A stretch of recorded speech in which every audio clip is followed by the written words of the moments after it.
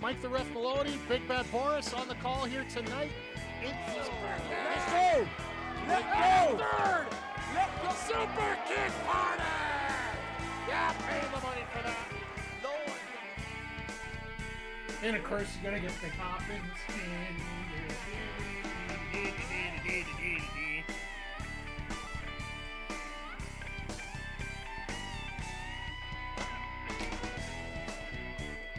Hey, yo, yo, yo, and away we go. Happy Saturday night, everybody. Welcome back to the AEW Collision SIdecast here on the Mike the Ref Twitch channel. It's been a week. It's been 2 weeks. There was no Collision last week due to the lovely NCAA basketball tournament, which I'm absolutely loving right now. Right now, USC Baylor for the women's is just wrapping up here. We get a funny privilege tonight. Since Collision is in Canada, they're actually having it on one of the main channels here tonight, so I actually get to watch it on regular TV for a Saturday night. But we should have a lot of fun with this card here tonight. A lot of tag team wrestling on here tonight. We got FTR taking on the Infantry as, I guess, to be a quarterfinal of the Tag Team Tournament, as well as the former champions, Big Bill and Ricky Starks, are going to be taking on Top Flight, which should be an absolutely spectacular match. The winners of those two will face off to see who gets to face the winner of Best Friends and the EVPs on the other side at Dynasty for the finals. So, should be a lot of fun there. We got also Thunder Rosa is going to be taking on Lady Frost, which will be a fun matchup here. Somebody that Lady Frost can really... Lady Frost is somebody that can really work with a talent and be a very good post and a very good dance partner, I think is the best way to put it. And then we also have the Cope Challenge back for the TNT Championship. After winning the championship a week and a half ago at Dynamite there, Copeland's going to have that challenge. Hey, Xander, how you doing tonight? Hope you're doing well. We're getting ready here for Collision here, and we're going to have a crazy main event. We got the Righteous and Lance Archer taking on Claudio Castagnoli, Bryan, Danielson, and Shibata. Katsuyori Shibata there is in six-man action. The way that the card's structured on the poster, it seems like it's going to be our main event here tonight. But how's everybody's week going? Xander, how you holding up? How is life? How's times? Hope everything is going well for you here.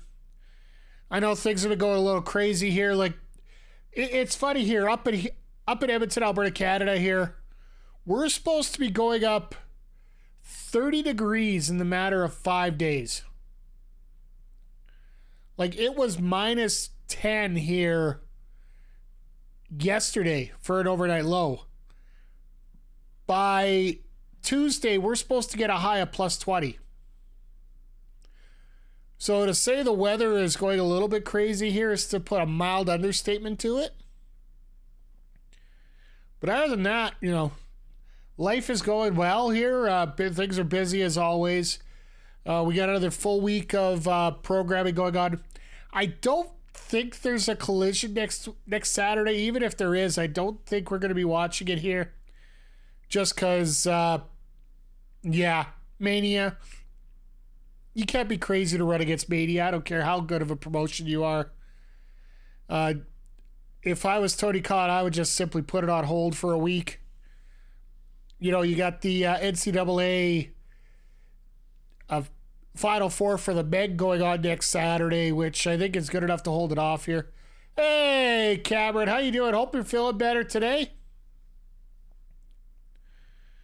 Oh, absolutely. Like, I haven't got a chance to watch many because I've been at work all day, but seeing the Blue Jays get into a dust-up with the Rays makes me just feel like we're in the middle of the season already. One guy gets pissed off because he passes by a base. One guy gets pissed off because he gave up a run. And just... Then the Mets and the Brewers are going nuts.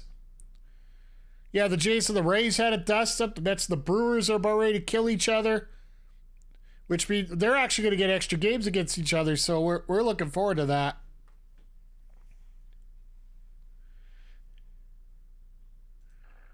Sorry, I had to approve a certain term there. Reese Hoskins called Jeff McNeil a crybaby yesterday. Yeah, it doesn't surprise me. It's all fun and games right now as we're getting into the fun part of the season where everybody's calling everybody out. Then he had a double. That's exactly what happens. Like, that's where all the memes are coming out saying that you are that Hoskins is the Mets baby here, or daddy. Sorry, not baby. Then they threw it his head. Yeah, Red Sox. You know what? It's the first weekend. Some of the teams that we think are going to be really good could absolutely suck this weekend and vice versa. Hell, look at the Astros right now. Lost a tough one against the Yankees there. Blew a lead. But a lot of people consider the Astros one of the favorites this year, and a lot of people don't consider the Yankees one.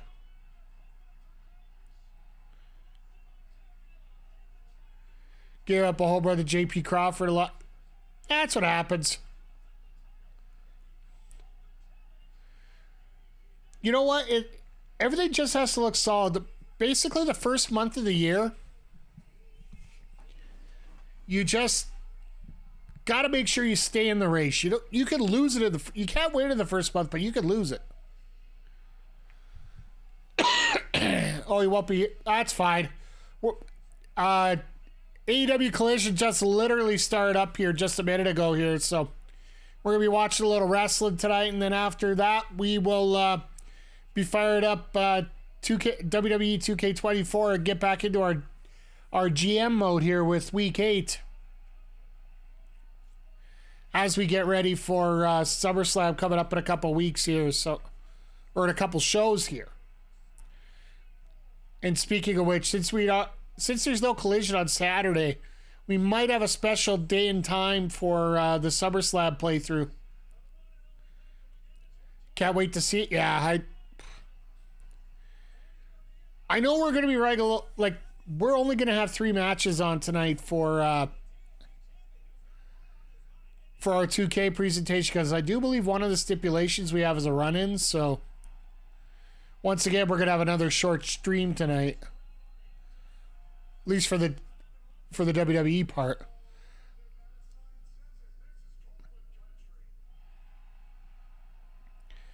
So I think London's a little closer to home for Copeland than Toronto actually is.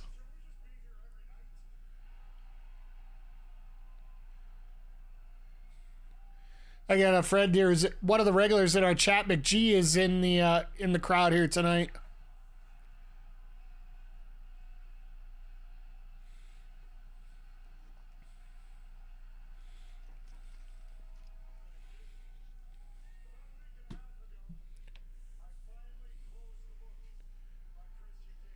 You hope so. You hope you close the channel on Christian Cage.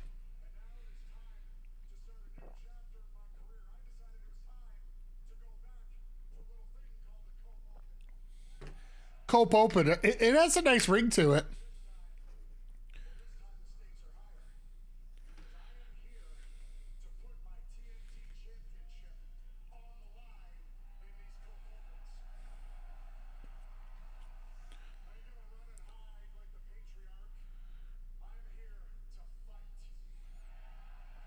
So I wonder if Christian's going to be the first guy to come out for this.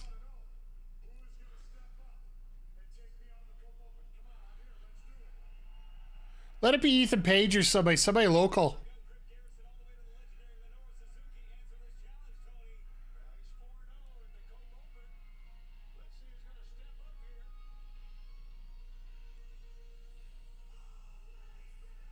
What? Are you kidding me? We got an edge hand in the crowd. Let's go! Let's go!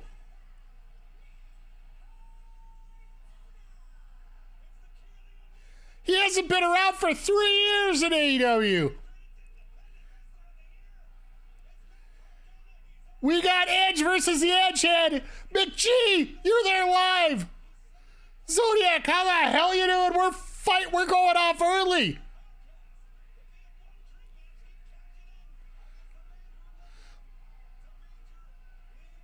Way ahead.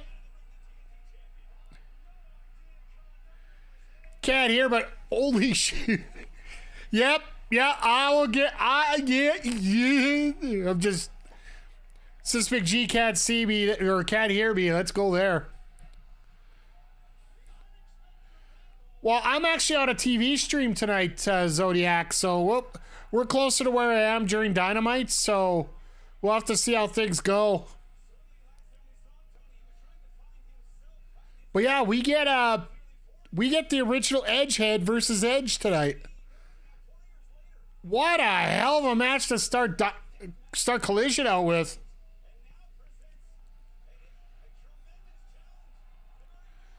Could you imagine Cardona winning this championship just for the hell of it tonight? Oh my goodness, we are 90% there. We're just under 14,000. Jesus.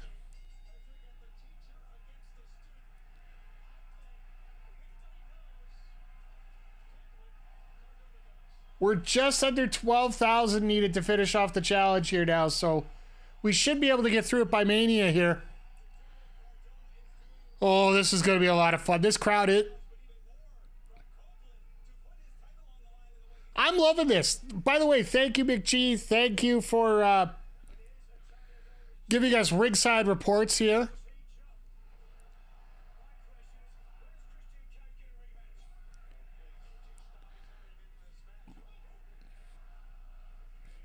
McGinnis talking about Christian. It's not a good thing.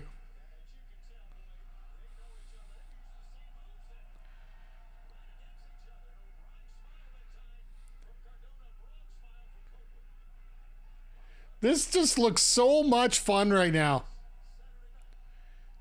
Yeah, AEW's got to work on miking their crowd better, because from what I'm hearing, like what McGee's saying here, like this crowd is so fired up and you can barely hear it here.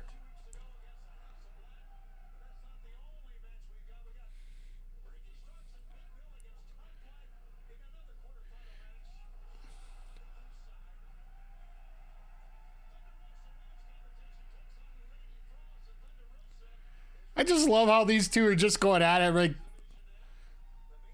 they know each other so well. Like, let's face it, Cardona got trained by Edge when it comes to... Why is AEW better? This is why. I'll just throw out the horn for that. Like, don't get me wrong. Next Saturday is going to be an absolutely fantastic show. Like, let's put it this way. The athletes are better. It's just, what do you prefer for in terms of action?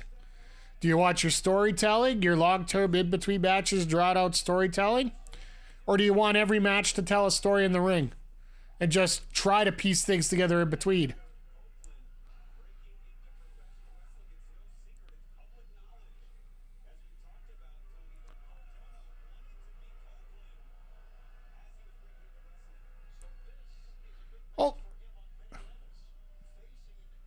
Oh, they got Rick Cabani on commentary tonight.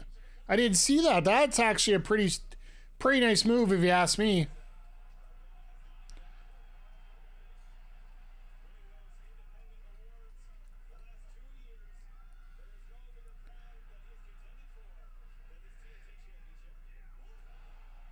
Nice. It's just amazing how we can have a situation here where a random Saturday night, unannounced, we got Matt Cardona showing up on an AEW TV show, taking on his former boss in kayfabe at WWE.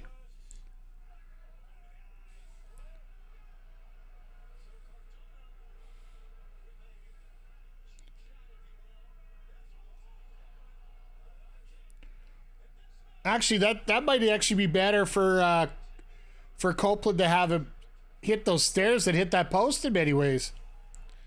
As we hit our first picture-in-picture here. Yeah, I don't know how far ahead I am on you, Zodiac, here. Sorry if it's, I'll try and keep things a little bit more vague here tonight, so. Surprise Cardona has been picked up by WWE.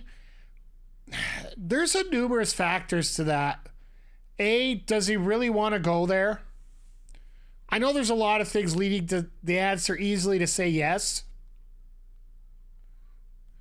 You got number one, his wife's there. Number two, he's got the experience. Number three, he's done everything that Drew McIntyre and Cody Rhodes did. But here's the thing I gotta ask you guys. If you had Cardona right now, and you have such a top-heavy roster, like if you think about it, there's about 7 or 8 wrestlers that can be considered the top pick in WWE right now.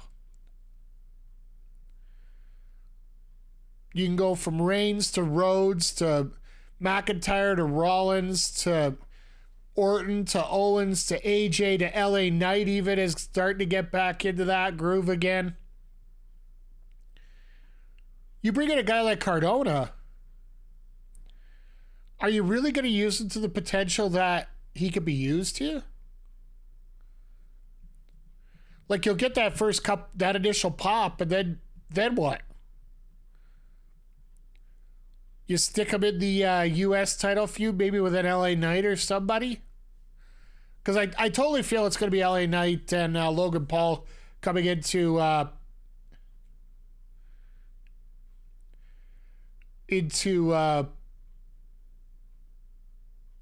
U.S. Intercontinental run. Absolutely. Well, there you go. Like, that's what... Like, hell, we got Gunther right now right there in that one. You got Gable. You got Ricochet you're trying to bring up. You got all these guys you're trying to elevate. Cardona does have the experience, and he does have that, but I'm just saying the kitchen's so full. If you're a wrestler that has to sign a long-term deal, do you want to get held down by working with someone when you don't think you're going to get the push that you deserve? And I think that might be a way that Cardona can be thinking about this, right? Surprise Cardona. Oh, sorry. Mick Foley wants to do one final death match for his 60th birthday. You think AEW would have that against Cardona? I wouldn't put it past AEW for doing something like that. But at the same time, I think that'd be more of a GCW thing. I don't know if... Because if you're going to do a death match like that, you probably... The kind that Foley would want, you would probably have to do... You would have to probably do it on a pay-per-view.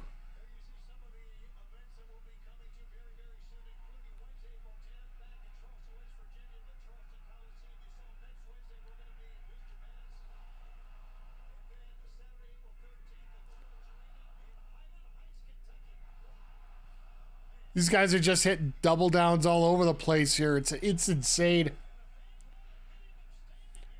But yeah, in terms of Foley, I would have to say you probably end up having to do that on a GCW show, or I don't think AEW would do it.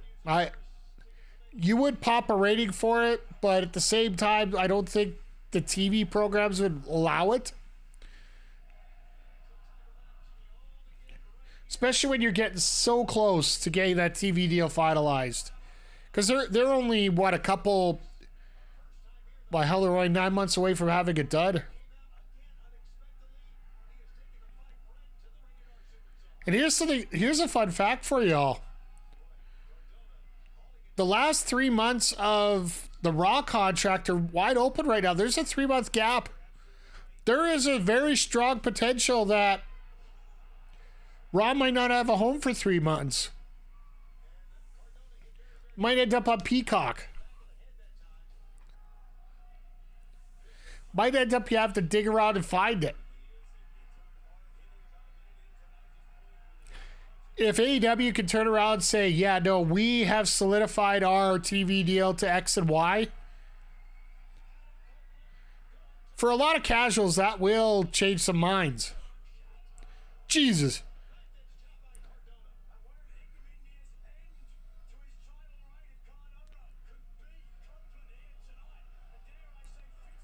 I do appreciate the Deathmatch King tights that Cardona's wearing tonight.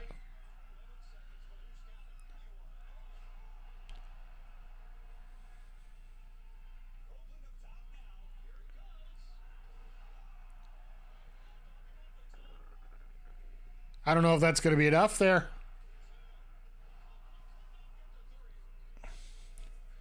But if this is what we're going to get for the Cope Open, yeah, I'll take that, please. Cardona did say about his first run with AEW, which, if you guys weren't around, he was there during the early stages of the pandemic. He just didn't feel like he fit in there properly, so there might be a bit more of a groove right now, or this could be just a one-off because he wanted to face...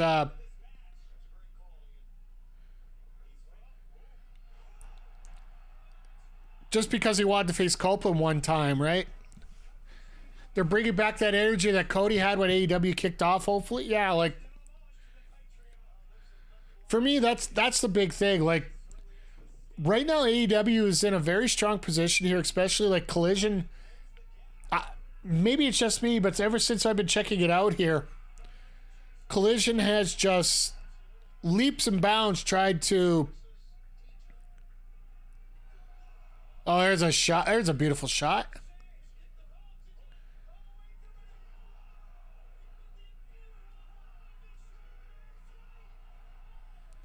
Almost beat it with a impaler there.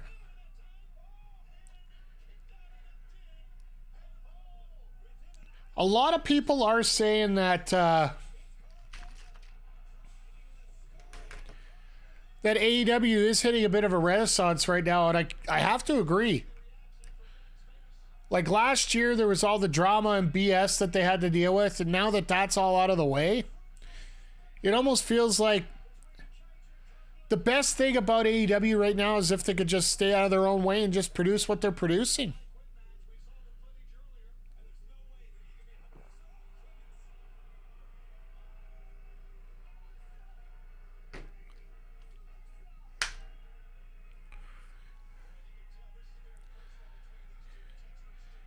Slightly personal.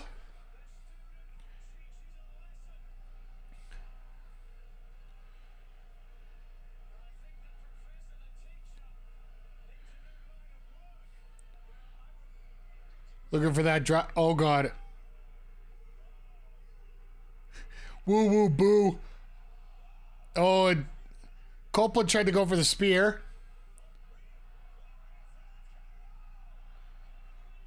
Counters on counters on counters. I like this.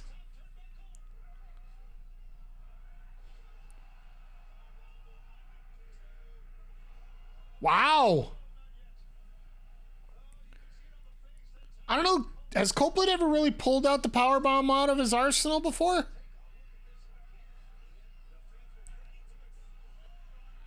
I haven't seen him do a sit-out powerbomb in forever. Not that I mind, you know. If he can do it effectively. This is AEW some. Look at this crowd, seriously. Everybody get up on your feet. Of course, the free Jack Perry sign in the crowd.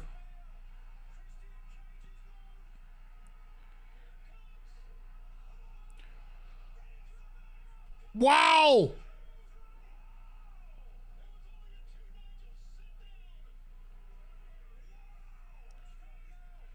Was he do a razor's edge of sort? Yeah, he was. But that's like the full release, right? It's not the power bomb. Because I think he was going to try to do some sort of razor's edge right before. But like when he was starting with Judgment Day there, he was going to work with Priest a little bit with that move. But other than that, I don't think I've seen him do a whole lot of that. Steal a finisher. Oh, never mind.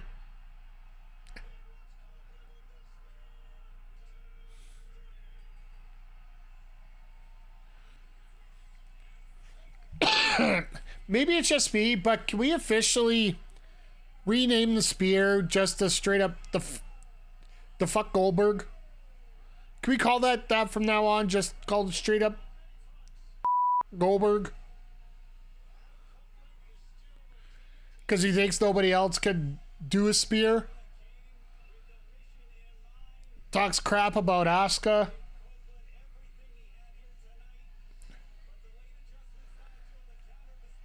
Which, to be fair, the first time I saw her name light up too, I did say the name the same way that Goldberg did, but at least I learned very quickly. It actually tried to learn the right pronunciation. Oh, here we go. Please tell me this Malachi.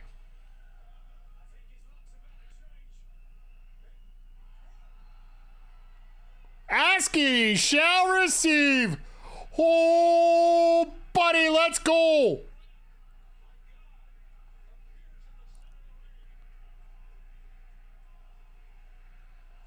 Nothing tops Rhino and his gore. Yeah, I'll agree with you, Hoagie. Hoagie, man, I have... Rhino's gore nobody gets out of.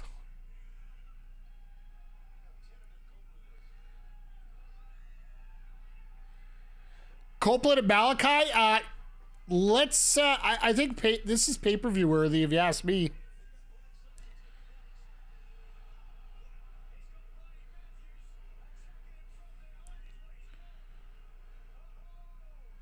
All right, where's Mark Briscoe out of all this? There he is. I'm just calling him out tonight, folks. Let's go. Oh, uh-oh. Briscoe dead. Copeland dead.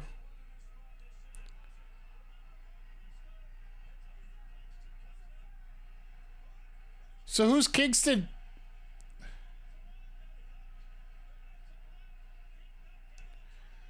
All right. I see we got a trios match getting ready for here.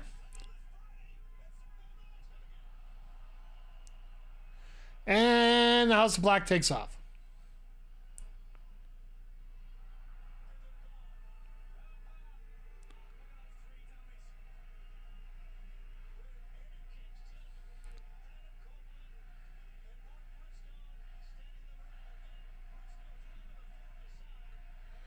And he's like, what the hell is all this stuff?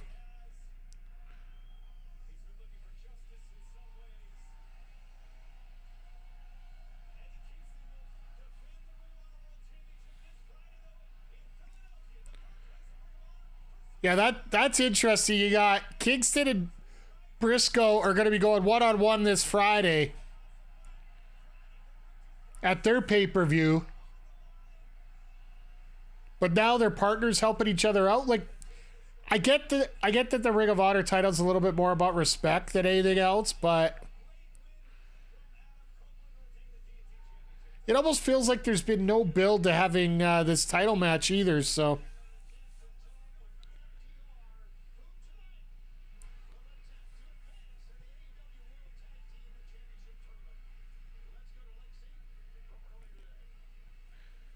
All right, Lexi with FTR, I bet. Yep.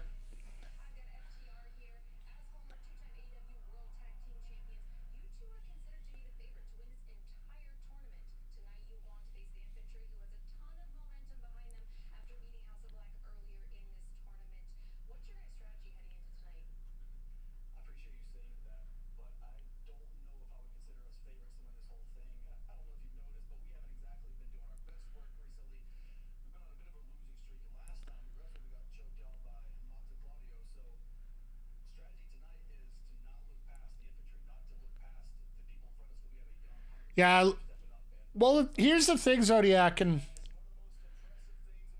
they actually talked about this. I think we talked about it on Wednesday for a little bit here, but their new VP of live events that they just brought in, they just had one guy leave for the Barclays Center, but the new guy that's come in, his goal is to get a lot of mid-range houses rather than trying to get these huge arenas. Because let's face it, I think this rink in London holds maybe 7,000 people. All right, I'm actually surprised they're here.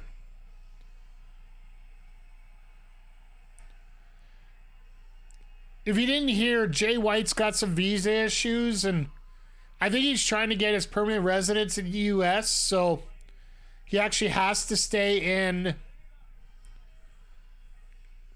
He has to stay in the U.S. for X amount of time. It's the same thing Gunther had why he couldn't go to Australia, as he was trying to make sure he got his U.S. citizenship. So,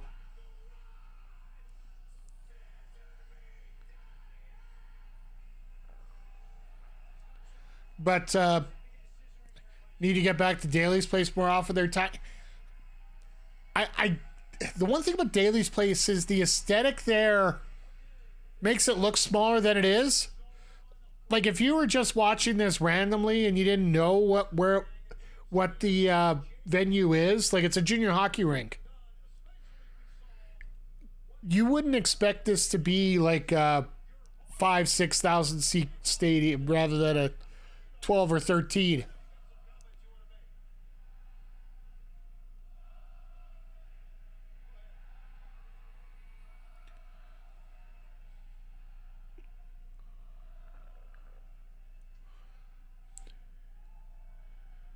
Uh-oh.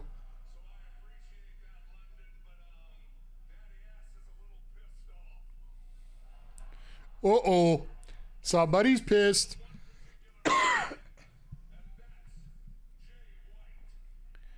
What a shock.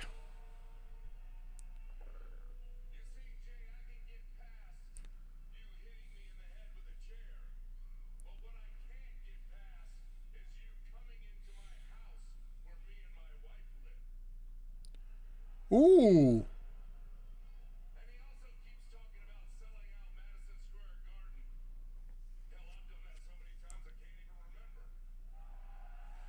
It is true. Ha! Somebody's getting sued.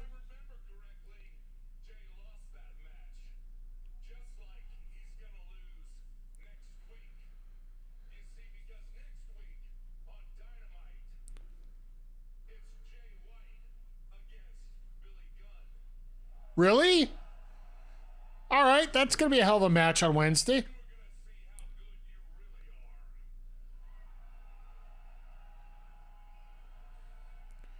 Billy Gunn in one-on-one action.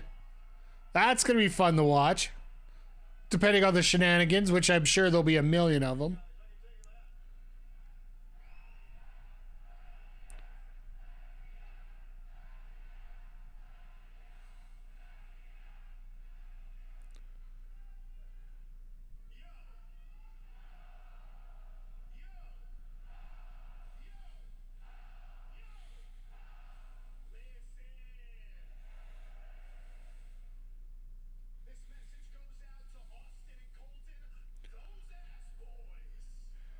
Dos Ass Boys.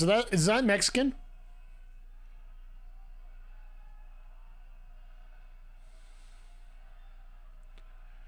Well, they're maximizing their promo time.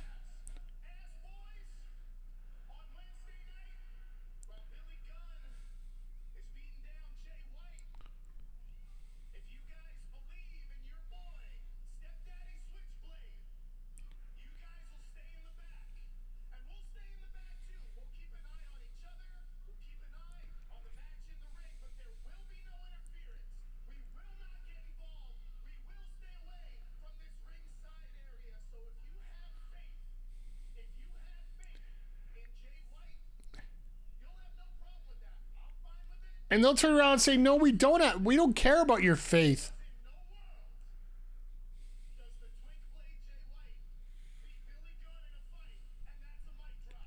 Whoa. Twink Blade. 2024, my friend. 2024.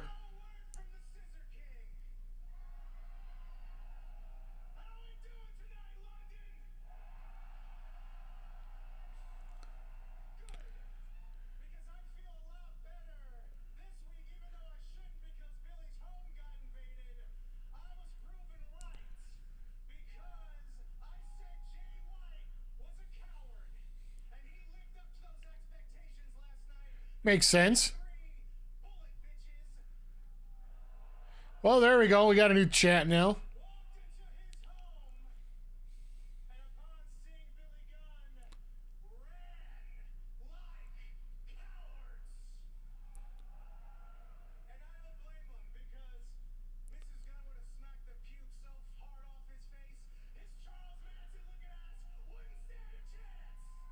Charles Manson looking ass. Attaboy.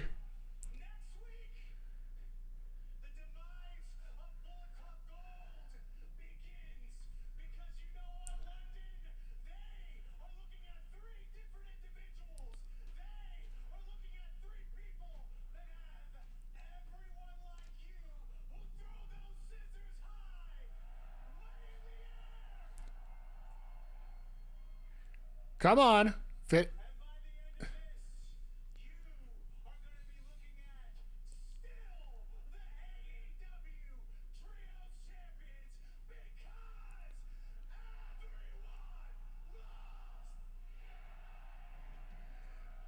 All right. I really do hope they get a unification match between these trios titles. They just... When's the last time you see them defended? I can't even remember. Now they got 2 sets. Like, the ROH one has a little bit more history and a little bit more sense to them. For the fact that the roster is as big as it is.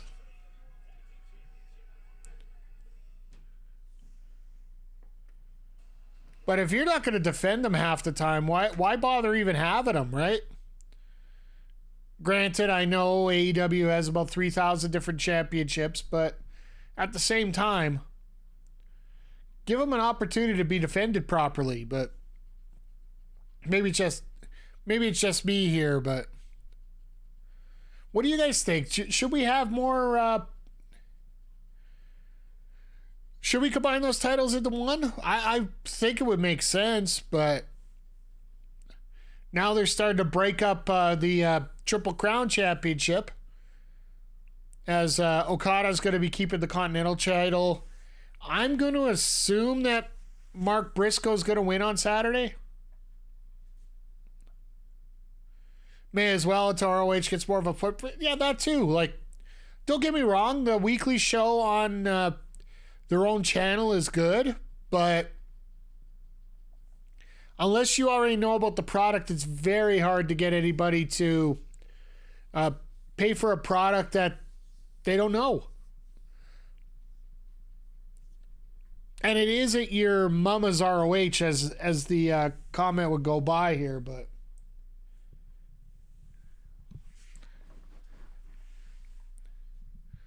for me personally, they got so many good things to put together for Ring of Honor here. They just need to get that last little piece put together properly. But at least the one thing I'm happy about that promo more than anything is it pretty much confirms that they're not doing a Collision next week. They might be taping one, but I don't think they're doing one. Just because, well, frankly, they'd be absolutely nuts to do anything against WrestleMania. Oh, and I do need to confirm it. I'll probably have it confirmed by my next stream on Monday. I'll definitely have it figured out by Wednesday, but it looks like our WWE 2K stream for SummerSlam, which would have been after night 1 of Mania, I might actually do Sunday at noon Eastern. It looks like this point I might have to work an extra day next week, which means I get to pick a day off. If I can pick off Sunday, then we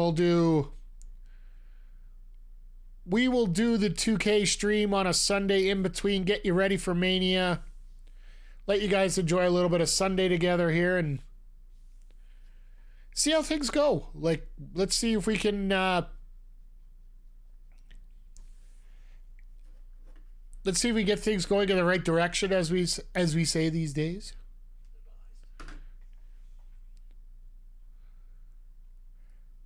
Now we get the Infantry versus FTR, which is going to be a hell of a lot of fun.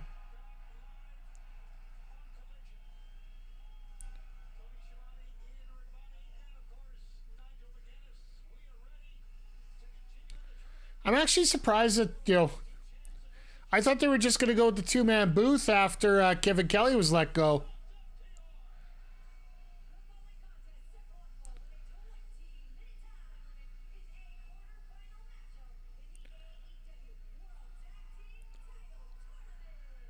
Ranked number 5. After a 4-3-1 record, they're ranked number 5?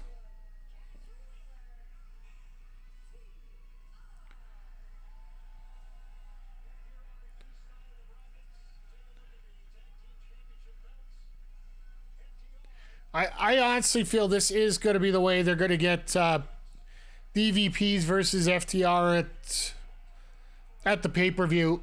They have to. Like, can you guys see any other combination working out here?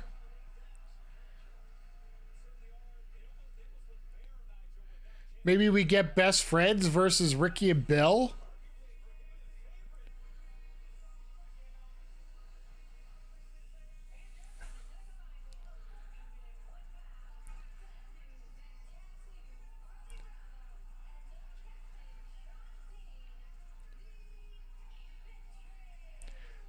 Like, I could see doing the obvious thing is sometimes the best thing. Yeah, like, one thing I learned from indie promoters that I tried to grow under and learn a bit about a business under, 97% of what you get in terms of booking is going to be expected. Like, more often than not, you're not going to get a surprise about what's going on. Like, yeah, look earlier tonight. You got Cardona versus Copeland. I think everybody pretty much assumed that it was going to be Copeland winning, because Cardona hasn't got the graphic as it says. It's when you pop in that 3% is what counts as a promoter. When do you throw in that moment that's going to be popped into here and make a special moment? Does Jake Hager still wrestle at AEW? He is signed, yes. I believe the last time he wrestled was when AEW was in Oklahoma, which is his home state, right? But I know that he's been doing a lot of training for Bellator. And when he starts doing that, I don't think he's going to be doing a lot of wrestling work when he's training for MMA. So ever since the Pinnacle the Jericho Appreciation Society, ever since that broke up, I think we're pretty safe to say that Hager hasn't wrestled a whole lot because he really doesn't have a lot of a gimmick anymore. All he had was his hat, and his hat got stolen by Danhausen, so...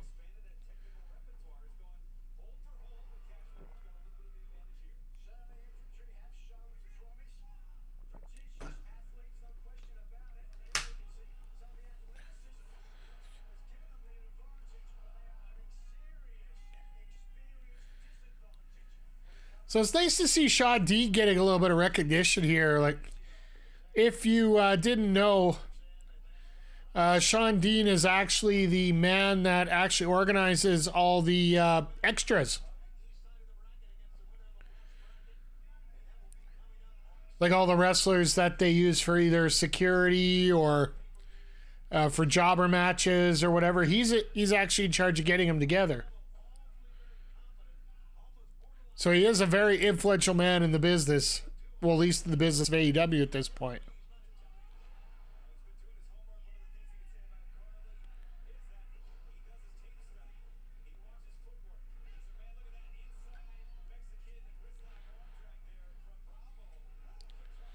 So great watching. All right.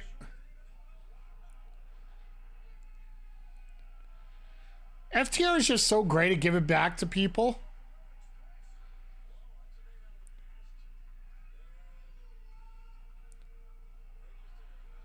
Okay, so we get the next semifinal next Wednesday here with DVPs versus the Best Friends.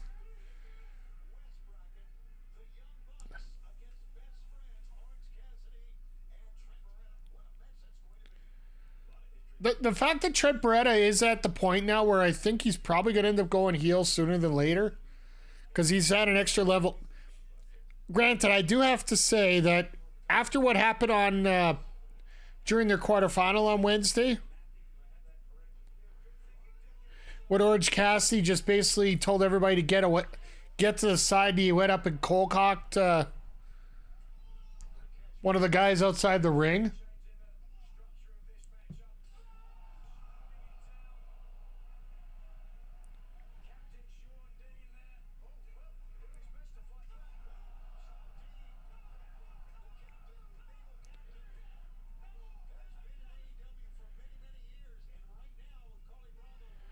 This, like, I'm getting some of the pictures that McGee's getting from the show tonight, and it's absolutely pretty amazing. He's like fourth row behind the announce table, so.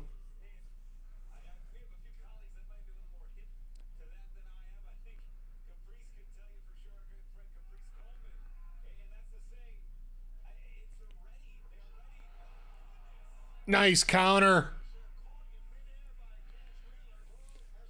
I love that Cash does something different here when it comes to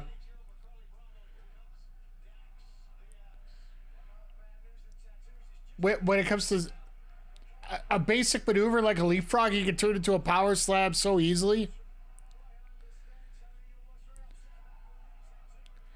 It's a lot of thinking man stuff that they do here, right? So.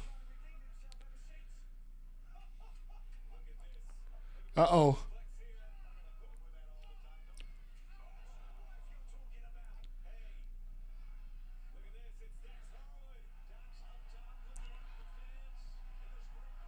It's like, Cash, get up there. Thought they were going to do the Power Glory move.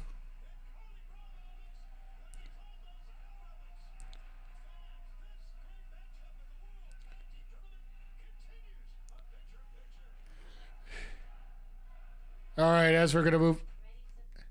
Supposed to be picture-in-picture, but they went straight to commercial for me, so I think next time I will pull it up on the app instead, just to be safe. Plus, I think the sync times might be a little closer for you guys. But this seemed like absolutely fantastic way to continue on here tonight. And the one thing I have to say is when it comes to AEW, there's just no slipping right now. Like, they haven't really hit a spot where they had a bit of a thunk. Like, hell, even the Jericho segment was so small that nobody really cared about it last week, where Jericho offered to basically mentor Hook.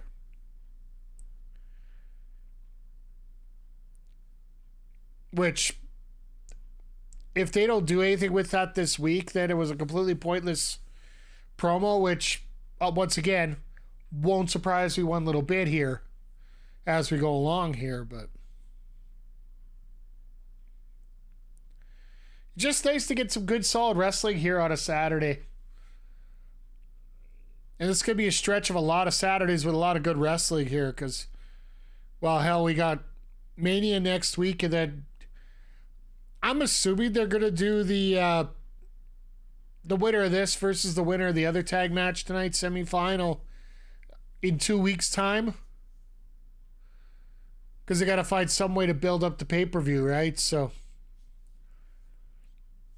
you can imagine the buzz coming out if it ends up being the EVPs versus FTR. It's going to be a lot of buzz coming up over that.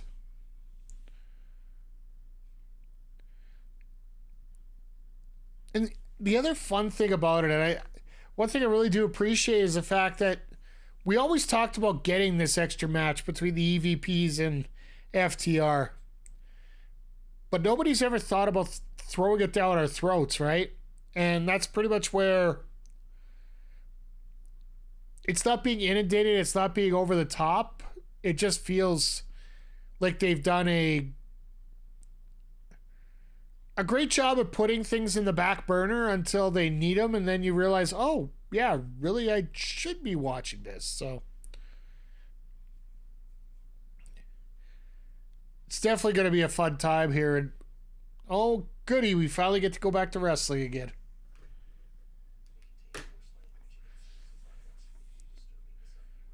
Yeah, I think next time I will just keep it on the app instead of live. Like for those that are tuning in late here, Canada actually has it on free TV on TSN.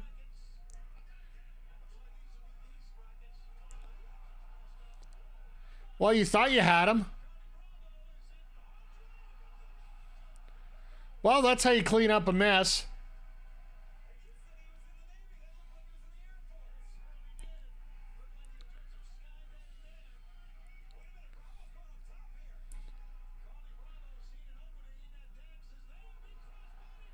Nice work, Dax.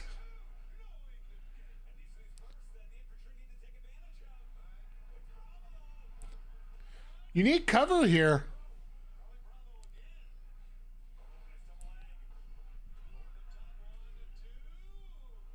Okay, here we go.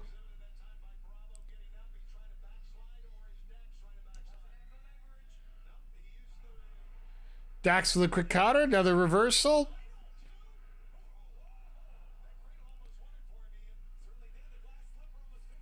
I was going to say, Dax, why are you got his hair? Just pull him off. That little half man bun that he has there.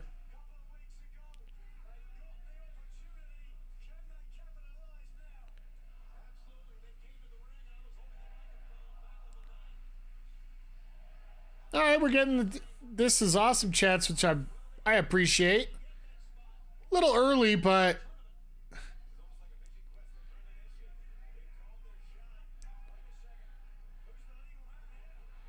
trying to go over that stuffed pile driver and nobody home.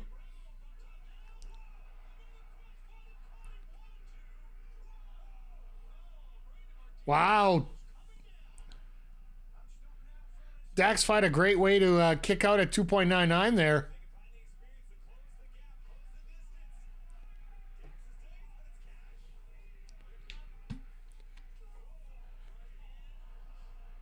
Oh yeah, no, this is no, this is done now.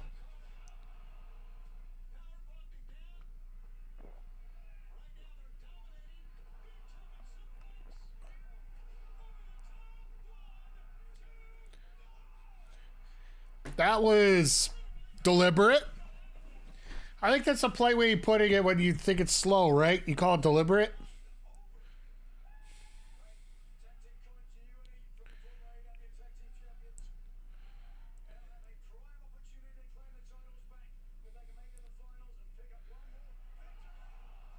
Whoa, nice spear out of nowhere.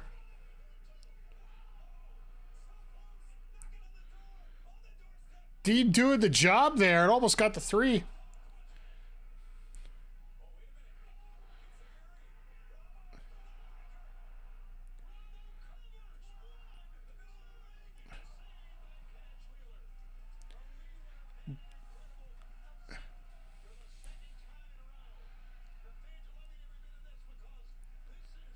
So yeah, we still got Top Flight and oh, that's going to be fun.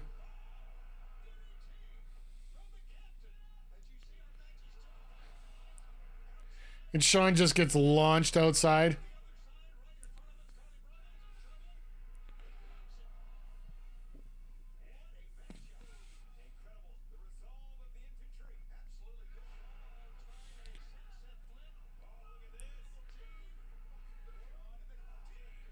All right, that was a bit of a whoops. Sean's trying, but well, there we go. Now it's over.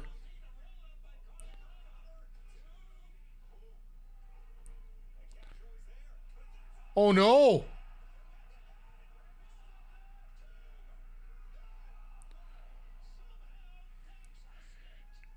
Kind of wish we go into an era where substandard moves end matches like a DDT, super kick, pile driver, then make finishes. I'm with you. Now we're at the point now where we got to go with super.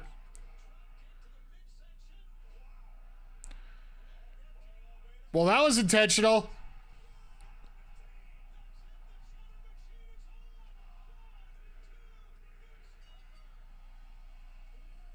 All right. Never seen anybody do a attempted backdrop driver to put him into place. little bit of flash there to finish that off, but yeah, we're getting to the point now where during special moments they have to have their super finisher. Like the Avalanche AA that Cena had, or, well, in the WWE 2K game, they do have super finishers now, so.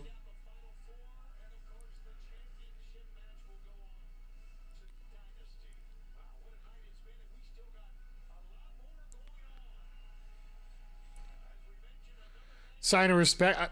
You know what? The Infantry are like, they remind me a lot of Private Party. Not just because of the color, guys. Just let's get that straight right now.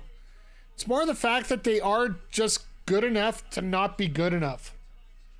For me, that's one of the roughest parts about it.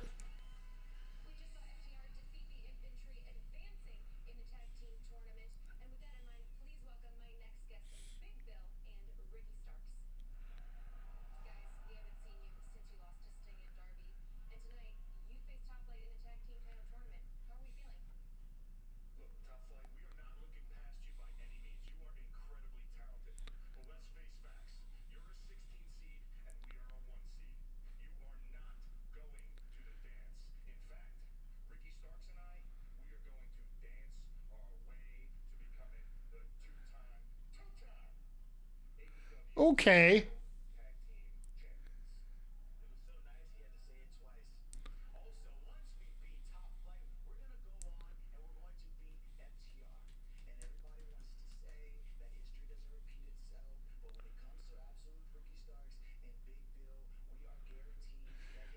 What do you guys think about the different camera shots here on this?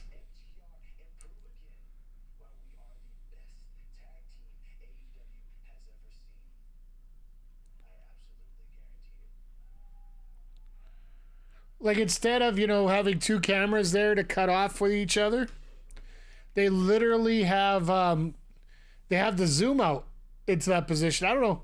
You can get a little motion sickness if you're not ready for it, but I don't mind it. It's something different. It makes it feel more authentic in many ways. But yeah, like, so Zodiac, I wonder, and Hoagie Man, if you're here, feel free to add in yourself too here. If you could pick one move to remove from everybody's arsenal that had to be used as a finisher and nobody could kick out of it, but it has to be somewhat of a basic move, what move would you use? Because I remember listening to Paul Heyman on the Steve Austin podcast about this. The super kick? I could see that. Concussive kick to the head, knock you out. Would make sense. Paul Heyman was talking about this, about a potential for Mark Henry, where they were talking about having Mark Henry come into the ring, and it was all about that, don't do something that someone else has done. If they were going to actually... Heyman explained how if you gave Mark Henry the side headlock as basically as a move to finish people off, like if he squeezed somebody's head and they would immediately tap out, as long as nobody else did that move, you could just get that over, right? Then a super kick for Zodiac, pile driver for Savage. Or Mr. Hoagie Man. Sorry, I don't know which way to call it. I play it by ear here. I'll admit, I'm a little bit tired today, but I am going. Like, this is a lot of fun today. And these matches are really holding up to help me here, so. But, when it comes to the pile driver, if I had to pick a move like that, I would say the pile driver would be the ultimate one. Just because there is that potential for injury. It was a Shawn Michaels finisher. Now it's just a move. One thing I would like to see, instead of the super kick, I want to go back circa WrestleMania 9, aka one of the worst WrestleManias ever. Shawn Michaels' finish back then was not the super kick. It was not sweet chin music. It was an actual crescent kick, which is at a higher angle and it's similar. Oh.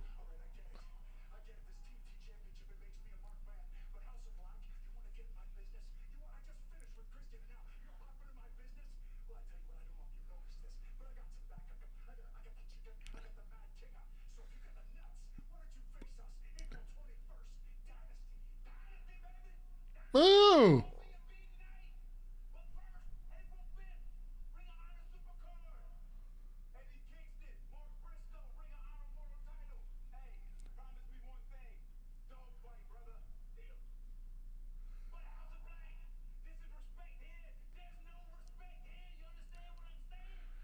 So we got another match set up for Dynasty.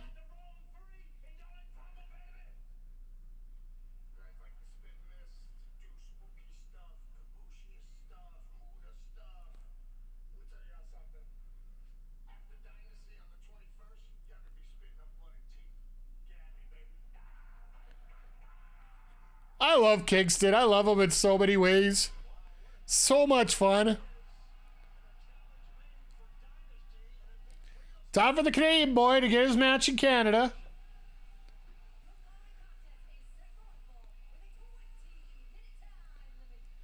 Look at that hair on Kyle. Seriously. That is the kind of hair that dreams are made of.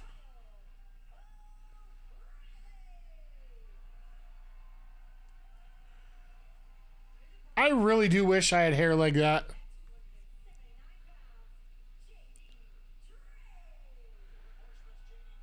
I always love the already in the ring guys.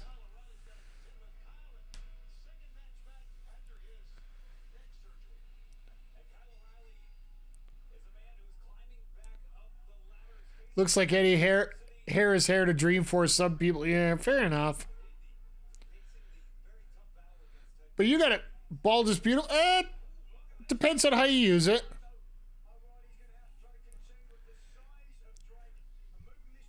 I will say it's a lot better that I get rid of it every 6 weeks, but there is still some there.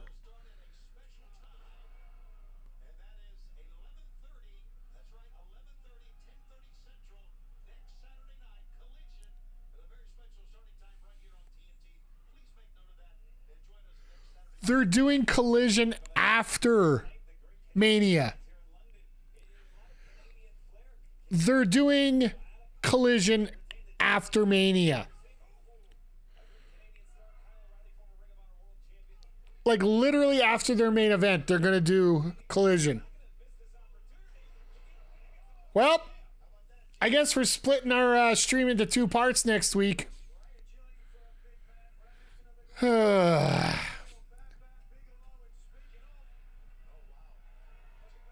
So yeah, I think I'll have the dual screen going up for Collision next week. Just have Mania off onto the side as But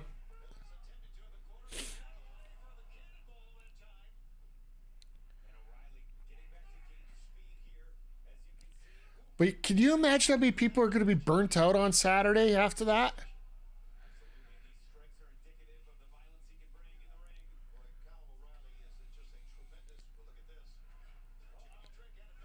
JD Drake just saying nope.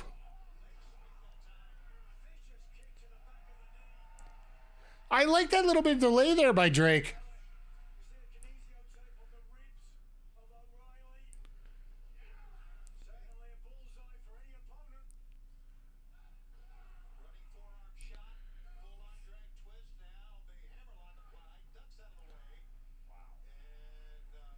Have to work during Mania, so I'll have to watch the replay. Yeah.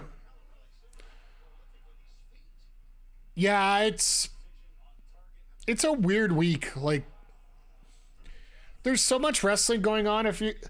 I used to take weeks off to all right.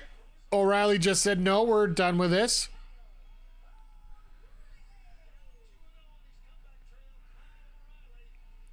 But yeah, when it comes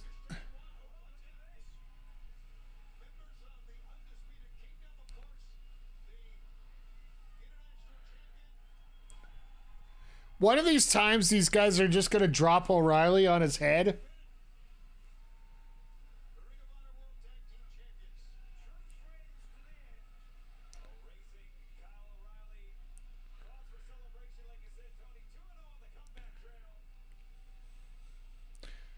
But yeah, unless you're willing to take the entire week off work to watch all this stuff, you're not going to be able to keep up. Hell, it's hard enough to try and keep up right now.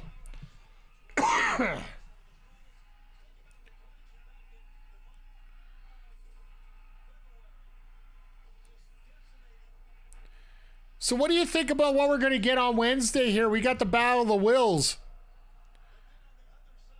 Ospreay versus Hobbs next Wednesday.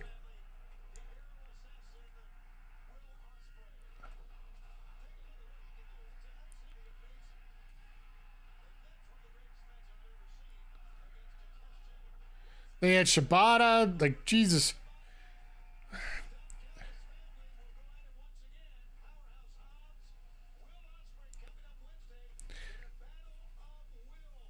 So we're going to get another Don Callis family versus Don Callis family stuff going on, which, all right, well, could,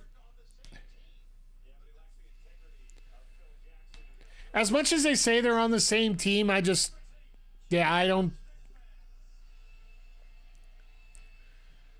I think they should just break it off already and be done with it.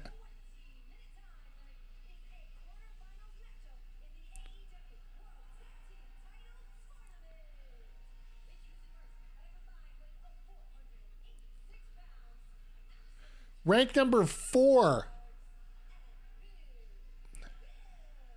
Well, at least they're ranked higher than FTR, so I'll give them that.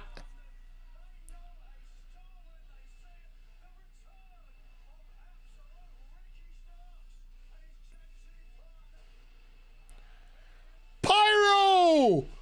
Pyro for Starks, let's go!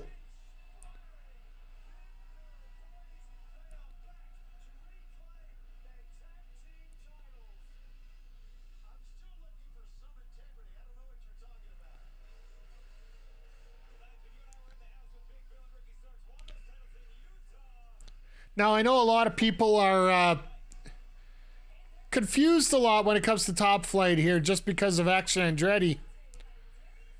Are they a trios team? Are they a tag team? Are they...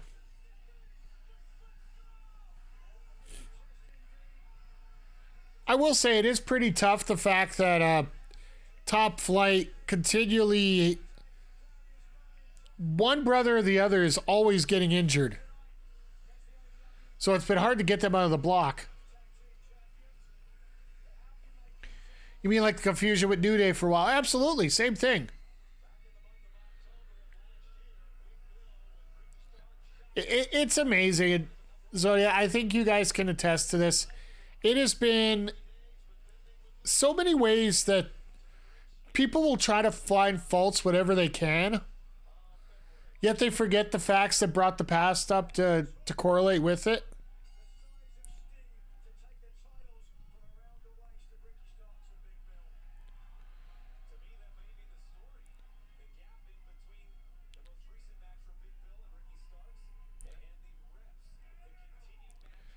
So they're going to try and play up the Rest versus Rust story here, which actually really isn't that bad for... Because realistically, this match should go rather quickly for the former champions. After we the championship and...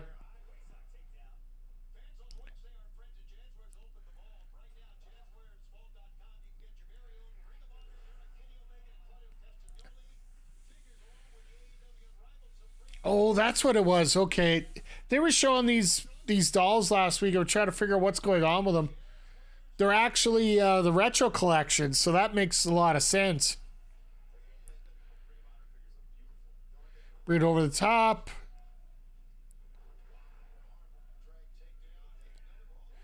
Ricky Starks is that good. Like, don't get me wrong, Top Flight is a great team, but Ricky, you know, you can tell he's just ready for greatness right now.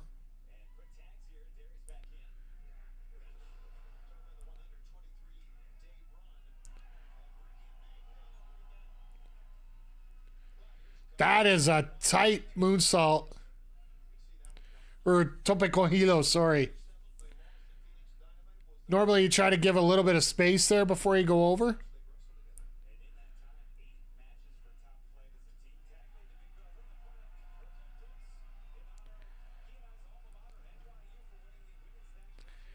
I love the fact that Cass absolutely gives 0 Fs about speeding through this. He's going to take his time. He has really shown the maturity of what it's like to be a big man. I remember the last time when Cass was here in Edmonton, it was during that tag tournament when he was teaming up with Brian Cage. I think he had Matt Sydal and I think it could have been Dante as a partner from the other side. But they just absolutely knocked it out of the park, all 4 of them. But especially Cass and... Or sorry, Big Bill. And Brian Cage absolutely stole the show there.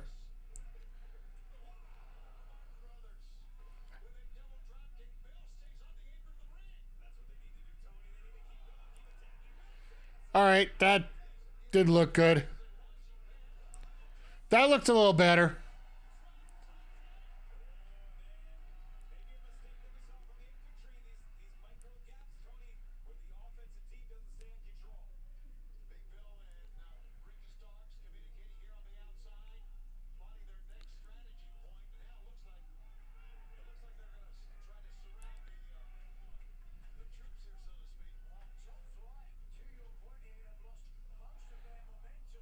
Nice. Dante used a little bit of smarts here. I'm actually really impressed. Oh, here we go. Bam! You know, like a big guy makes a big impact with a big boot.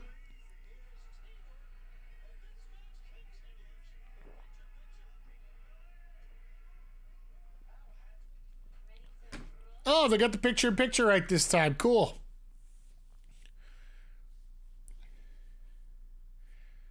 But it just feels really good to see a team that's getting into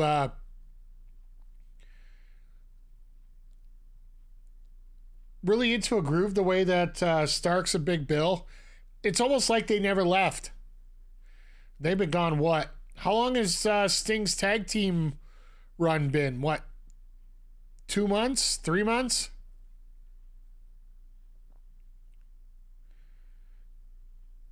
Because I think they had it at close to the end of the year, so.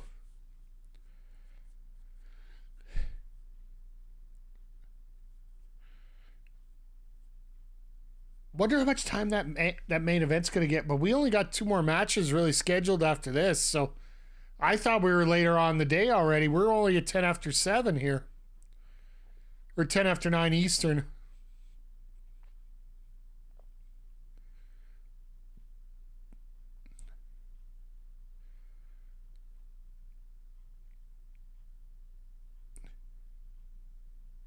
You have to make the tag outside the ring, not in yet. Gotta love the good old-fashioned high fives or whatever.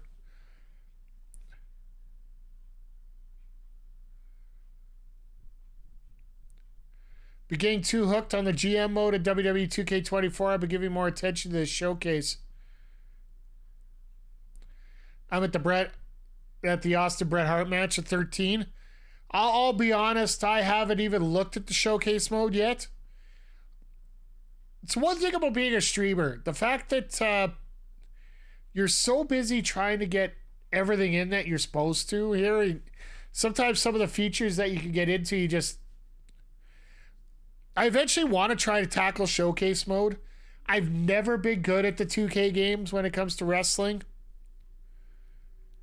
So we'll see how that goes, but the one thing, and I know we talked to the developer about it when he was over here just for the first night that we were doing the GM mode. I'd like to have a second set of settings that we could have just for when we're watching matches versus when we're trying to play, because one thing I try to do when we, like, if you've watched our GM mode here, I actually try to take off all the extras so you can't know the energy or the stun meter or whatnot. We can't get rid of the inputs for the briefcases or climbing the cage, but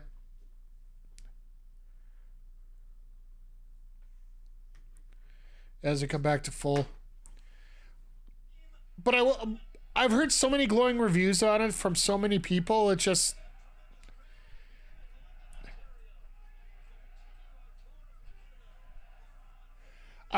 actually, they don't mind you streaming the actual matches. It's more the music that catches you on it. Because I actually did the showcase mode last year for 23. I managed to get to the RVD match at No Way Out 2005 before I ended up not being able to finish it. But even just to play off stream, it just... I'll be honest right now. Every time that I'm playing a game off stream, it's usually MLB The Show 24 right now. Like last night, as my videos are ready to go on the computer, I was spending a ton of time grinding away at my team here, and I got a couple objectives already done here, so my team is starting to look a little stronger.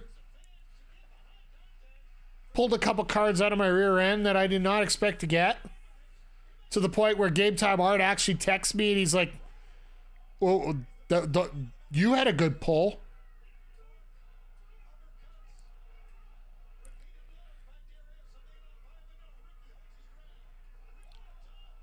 Nice reversal.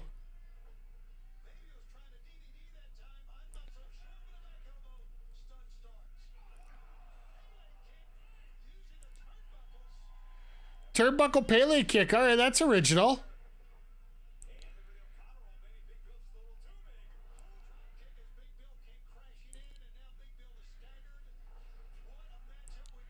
I do love how Bill has basically stayed up there, and as soon as I say that, he gets nailed and down on his...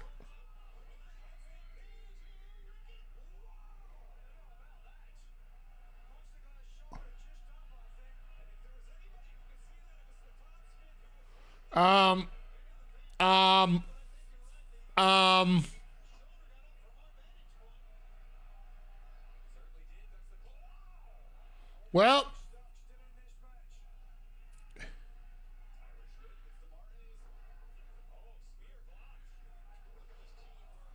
I really do hope that that doesn't come back to bite anybody here.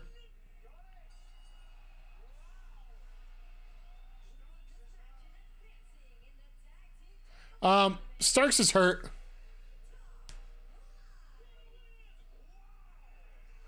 Even Riccaboni and Shivani cannot cover for it right now.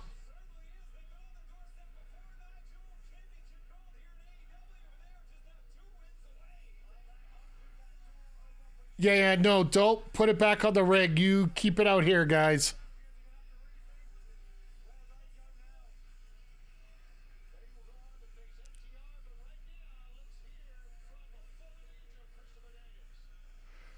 We're getting a...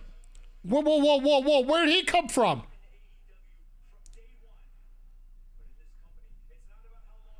Yeah, Starks got hurt.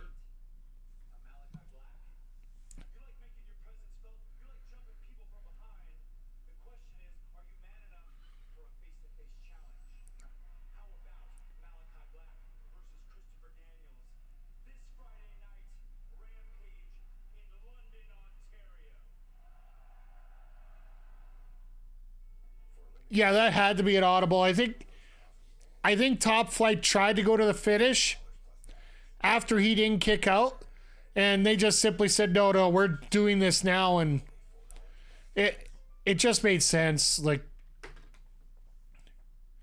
it sucks. I hope Ricky's okay, but damn.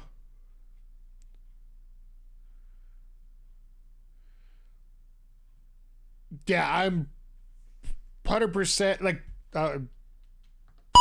I'll definitely give you that about the audible here. I will say I'm glad that they didn't do anything crazy to hurt him anymore. And Ricky was still able to get up on his feet, so they weren't trying to get any extra damage on him, so. And the DDT, if you do it properly, he shouldn't have hit his head on the ground at all, so. I'm glad that the match ended the way it did. I don't like the fact they brought the video of Doc Samson for that one shot, but I just hope Ricky's okay. Like, straight up, Ricky deserves a lot better. I totally believe that it was going to be Ricky and Big Bill versus FTR. It just made a lot of sense. Because let's face it now. It's almost a guarantee now. If they're doing the match at Dynasty, there is no way in hell you do EVP or Best Friends versus Top Flight, do you? Because if you're going to do a match like that, that might actually be the match that you put on right after Ospreay Danielson. Like, no disrespect to both teams, but I got a feeling that's a little bit more of a lavatory excursion kind of matchup here, just because, like, don't get me wrong, the characters are fine, but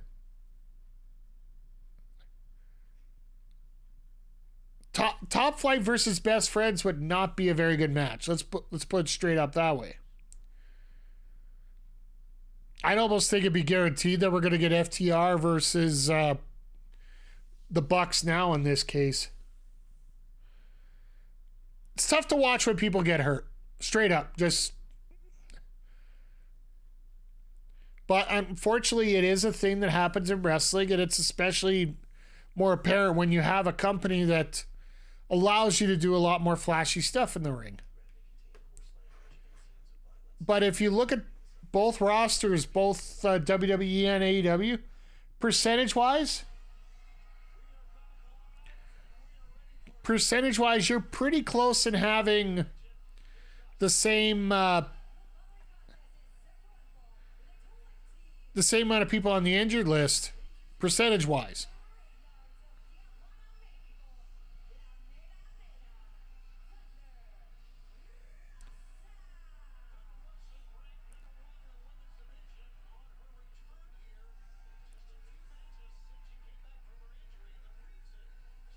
Well, at least Lady Frost is getting an entrance tonight.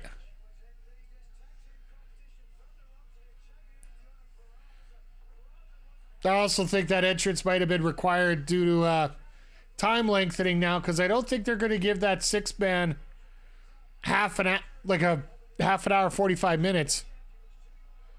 I got a feeling that match was supposed to take another 10 minutes yet.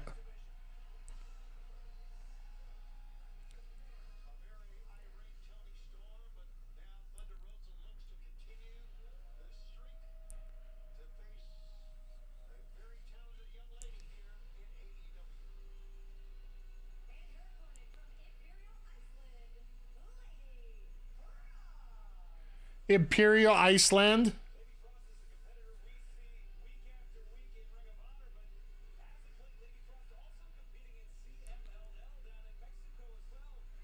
Yeah, I think Lady Frost has primarily been on a CMLL. Her and Taya, well, no, Taya's more of a used to be AAA all the time.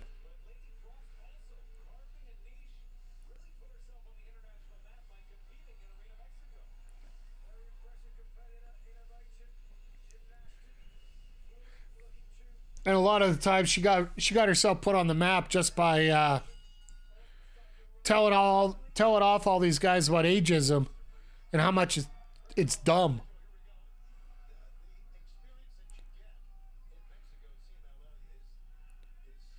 It's basically at WWE, if you're over a certain age, you got to do a lot more to get in there. That's at least under McMahon's rules originally.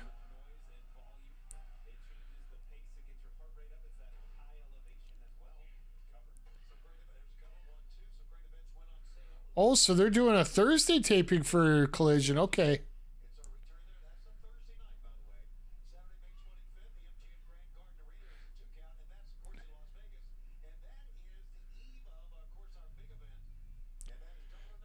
So yeah, just a reminder, we are going to be here for both Dynasty and for Double or Nothing as well. As of right now, you guys have been providing so much great support for us.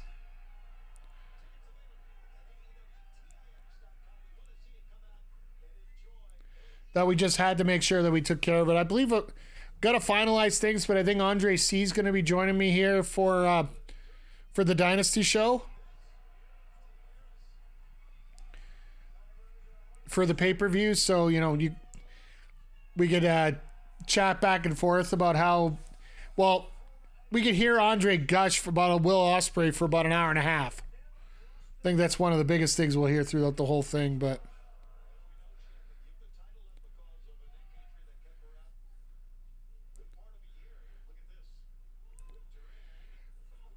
so, question for you, chat, and this is directly talking about Thunder Rosa here and the situation she got stuck under. What are your guys' thoughts about the having an interim championship or else should the champion just have to give it up if they can't defend it in X number of days?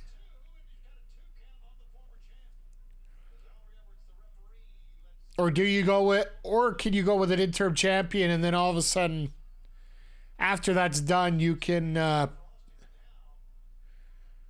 once the champion gets back to health, you can have a combination of the titles. Interim champions are so dumb, yeah. Like, I almost think it makes sense if you just get rid of the championship, get somebody else to win it, and then the ex-champions just guaranteed a spot.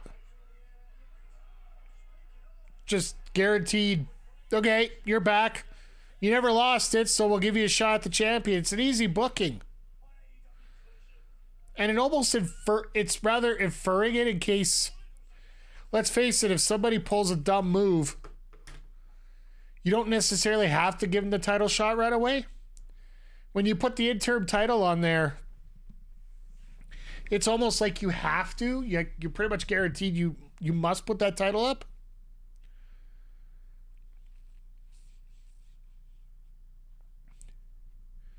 So personally, I'd rather just not be forced to. I'd rather just fix it up when I can.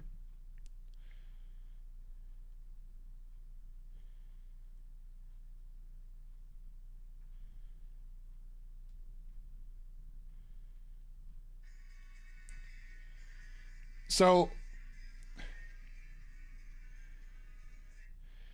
Brit's showing off videos right now of her being at an NSYNC concert, so... Or sorry, a Backstreet Boys concert. My apologies. It literally just came up as...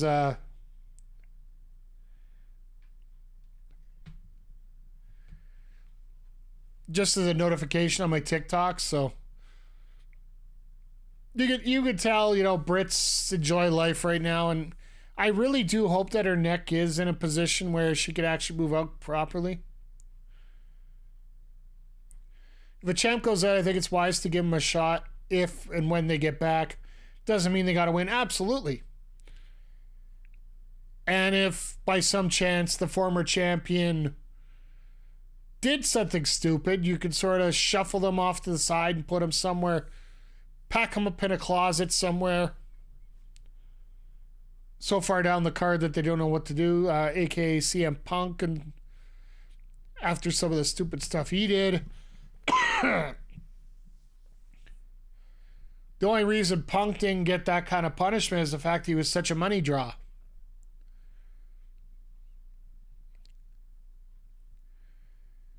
If he wouldn't have been that kind of money draw, then it makes a lot more sense that he would have got the Triple H gimmick. So just rewarded by giving up a bigger contract at a bigger company.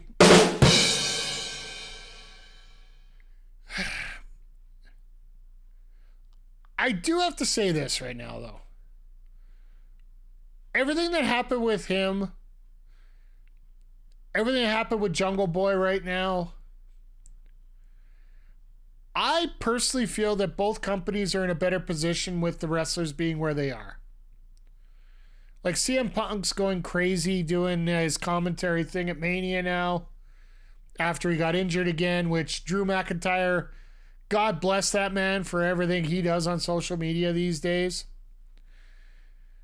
And AEW, like, once you get rid of the drama and the BS, it's a pretty damn good product if you ask me. I think we all could agree that the product has gotten better since they managed to get rid of the drama and just go straight to wrestling.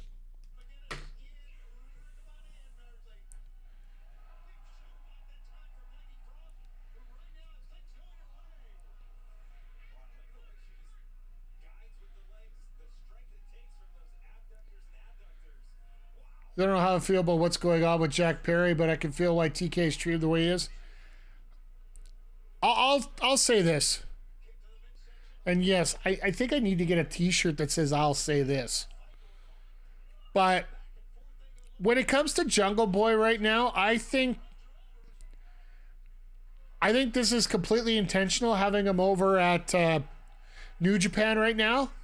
And when Forbidden Door shows up, it's going to do a lot to help us here for setting up a nice rivalry going into Forbidden Door. And there might be a potential for Perry to come back at that point.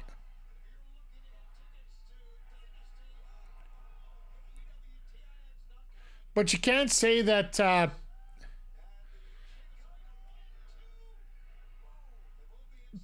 in the... I was going to say the best... I really got to stop saying that. Having Perry in a position there where he's out of mind and everybody feels that Perry's getting beaten up because of all this and he's getting abused by the company. It actually should help quite a bit.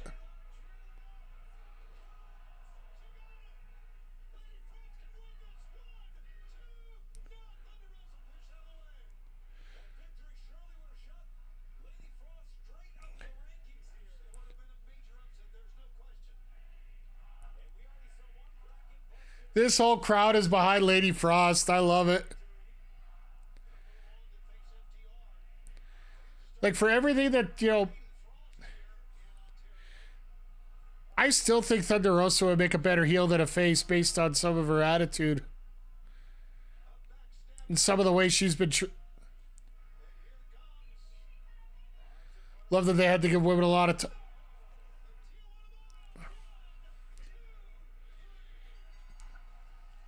Yeah, like they gave him almost 15 minutes here tonight. It sucks that an injury would have to cause this, but I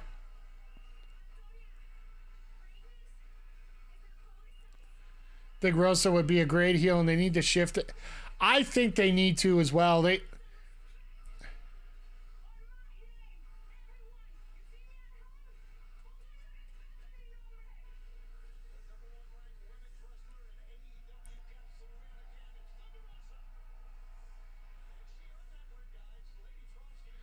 She's getting the polite applause finish. Like, seriously, Thunder Rosa... She's always been used as a face and just no.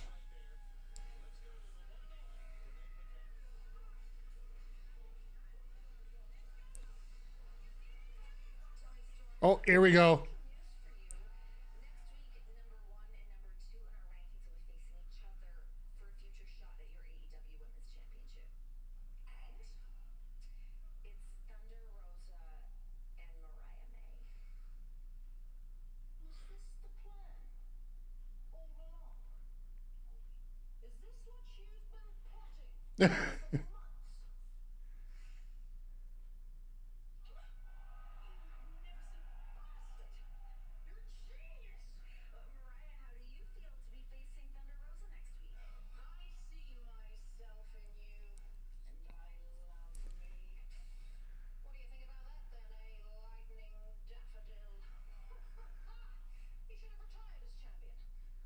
Thunder Rosa is now Lightning Daffodil.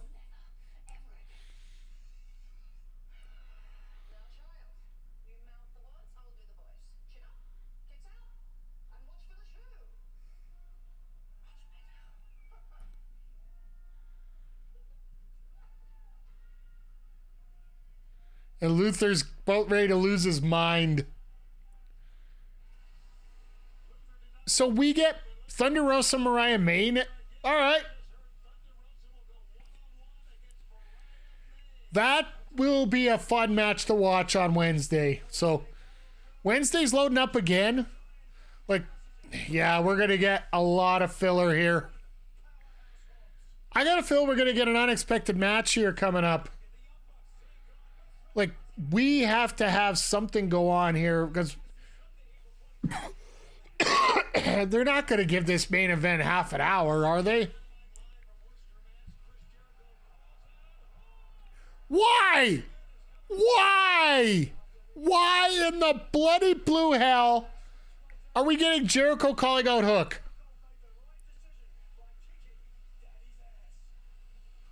Like, seriously, why? It makes zero sense to me. Zero. Negative sense.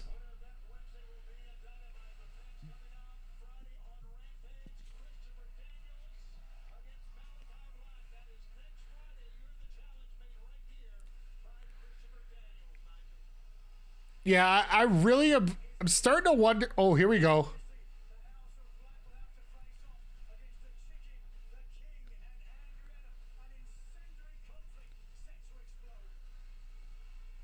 I am looking forward to see what's happening here. Like, this Dynasty card is really starting to fill out nicely. So we could be getting Thunder Rosa, Toni Storm. We're getting Willow and Julia on the card. We got Swerve and Joe.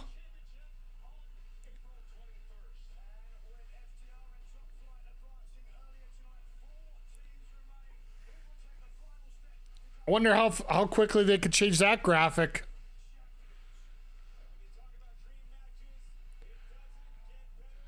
I honestly hope...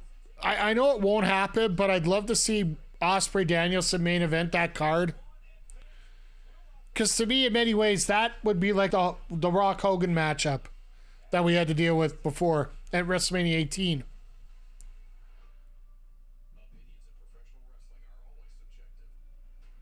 Yeah, here's...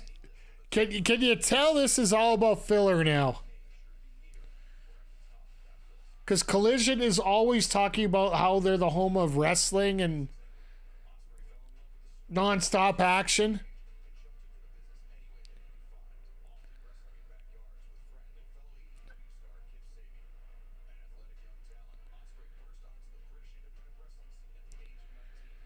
I love how they get the quick video of AJ Styles in there too.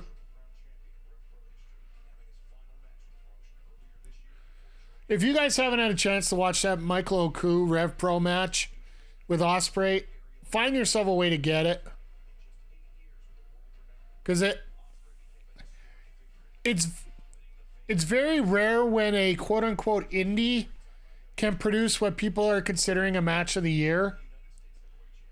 And this is like, well, widely known match of the year. Like, hell, I've had matches of the year that have local indie promotions, but nobody's ever seen it, so they don't care.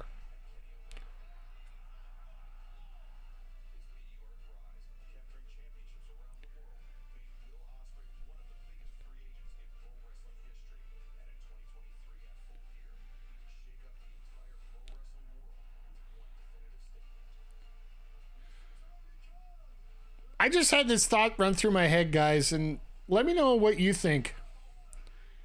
So I had to take the headphone out a little bit.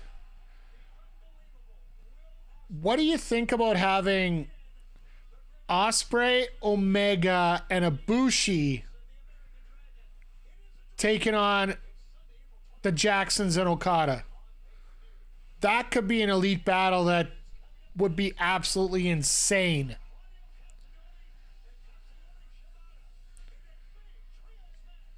All right, so yeah, they're going to go to another commercial here and kill a few more minutes, and then we can get on to our main event here.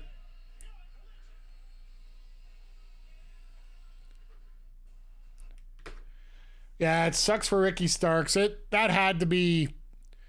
I'm assuming they probably had to They had another 10 more minutes scheduled in that match until he hit that spot.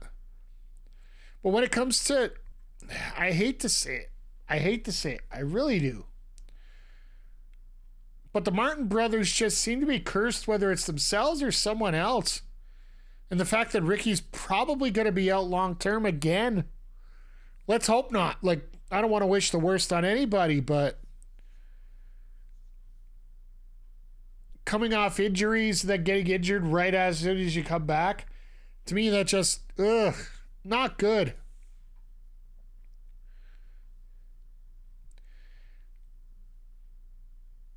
Like, we got a lot to look forward to here coming up in the next few weeks here with when it comes to wrestling. Hell, this is the biggest time of the year for wrestling, period. But it's going to be, it all depends on what you can catch up, what you enjoy. And it's simply a time of year where everybody needs to step up. And that's something that a lot of people don't realize until it's too late, I think, in many ways. The fact that people need to learn to step up a lot faster and make it a lot more worthwhile. So, because all the big indies are down in Philadelphia getting ready for next week. Because I know the Bloodsport's going to be down there. You got the GCW Collective, which Vic from Heels, Pops, and Chair Shots is going to be there. Of course, you got your NXT's going to be there. Ring of Honor's going to be there. I'm sure there's like 7 or 8 other ones. I just haven't been able to keep up with it this year. But yeah, it's going to be pretty fantastic here. See all these available talents getting the exposure they deserve. But yeah, I guess this will be the last major break that we get here. So I guess once again I'll go over the card coming up for next week here for us. And I'm doing this on the fly because a couple things just came up that I just noticed here. Monday night we are going to be starting around 7 o'clock, 7:30 with Tears of the Kingdom. Next Wednesday's our AEW Dynamite sidecast, followed by week 9 of WWE 2K24 GM mode as we get ready for the SummerSlam pay-per-view. Thursday afternoon, we'll be doing a little MLB The Show. I'll see how far I can grind, and then we'll move from there. And then here's the on-the-fly part. No stream Friday, but Saturday, we will be here for Collision at 9:30 Mountain, 11:30 Eastern. Which will be pretty much right after Mania. And then what we'll do is we'll just have the sidecast there. And then, because we can talk about Mania during the sidecast, that won't be a problem whatsoever. And then Sunday's a TBA, but it's either going to be noon Eastern or 2 p.m. Eastern. We'll figure it out I'll figure out closer to the time. We're going to do our WWE 2K24 GM mode SummerSlam show as we have the biggest part of the summer come out in between the biggest show for WWE of the year. So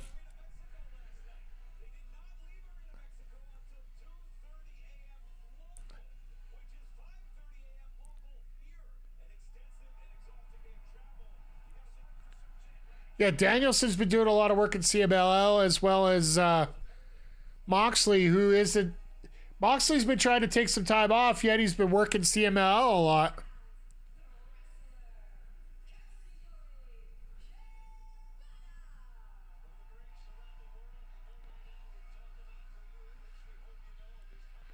Shibata and Danielson on the same team. Like, let's go. Like, realistically, this would be the trio that I would like to see taking on another super team on the other side. Don't get me wrong, the Righteous and Archer will do a fun job here, but Baldman Combat Club,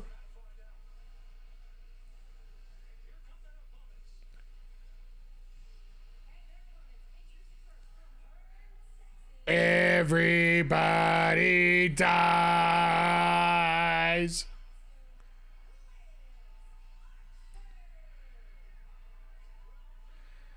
I miss the days when Archer would come out with a jobber just beating up a kid there. Glad to see Moxley's getting some rest. Absolutely, Zodiac. Moxley has been such a staple for this company, and I think it's really an attestament to AEW for the fact that they have a roster now where Moxley can take a couple months off and it's not going to ruin anything.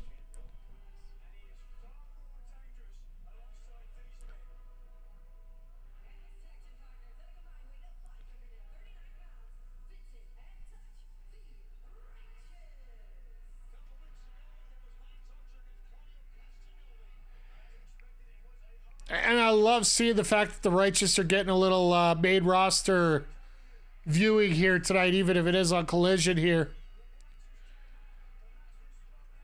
These guys were an absolute terror on in Ring of Honor pre-buyout.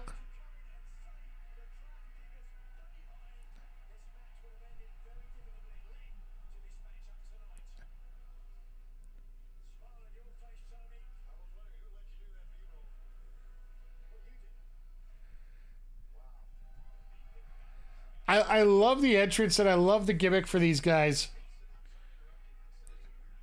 It's like a cult before the cults got cool.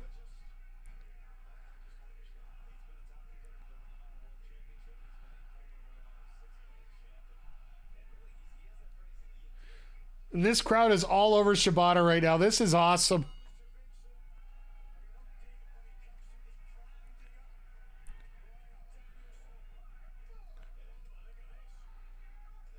All right, so Archer's got a ton of... The Righteous seem misused. They could be great heels. Here's the thing, and this is like we were talking about it earlier with Cardona. Do you have the ability to...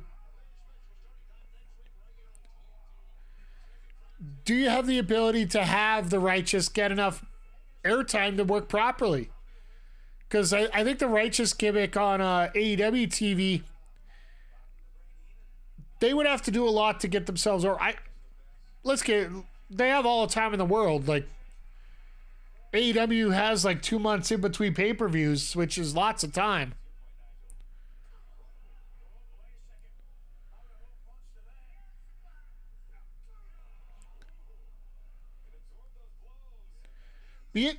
It'll be interesting to see where they go in the future.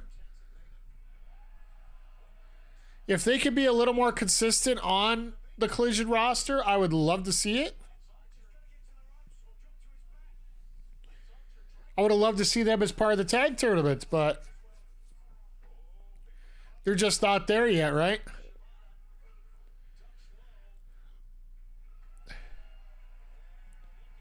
Can you tell Archer and Shibata have worked together before? Like, Archer, for a lot of people that don't know, he has a lot of experience at NJPW.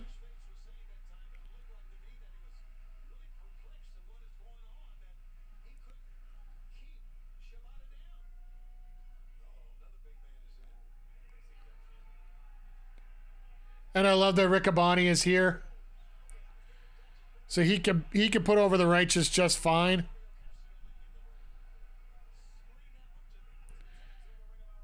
All right, this is going to be a whole different kind of match with these two in the ring. He was a big get when AEW got him. He just faded over time. Yeah, like... You also got to remember that was also a bit Riccaboni's choice. I do believe he was finishing school.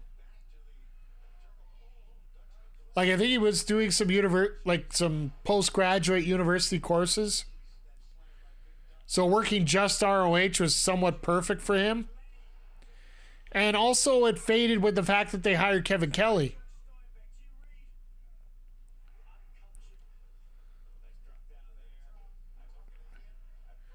But after Kevin Kelly decided to flap his mouth a little bit more than he should have,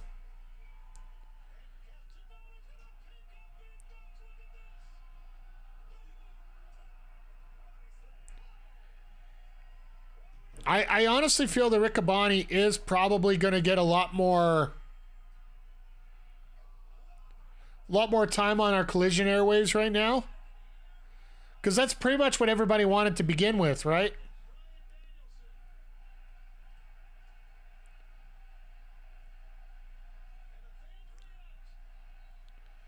Crowd's absolutely loving this.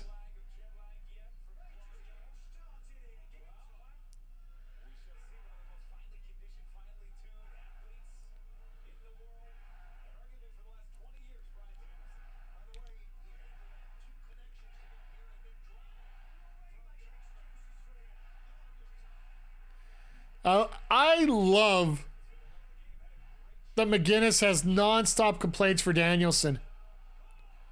Like, if we do not get that match at all in, I will be so disappointed.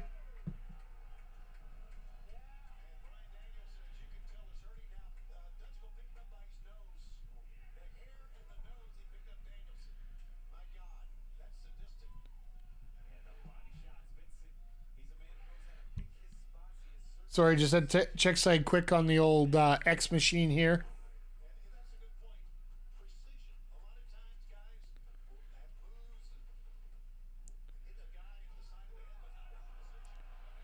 All right, that kick came out of nowhere.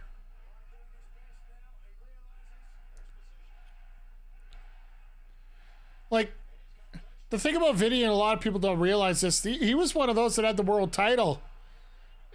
One of his biggest feuds at ROH was actually with Matt Taven just before the buyout, right? And it did an absolute banger of a cage match.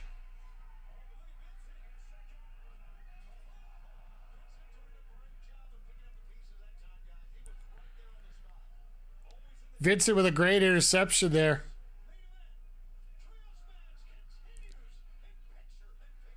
Now, do we get the picture in picture? Oh, yeah, there we go.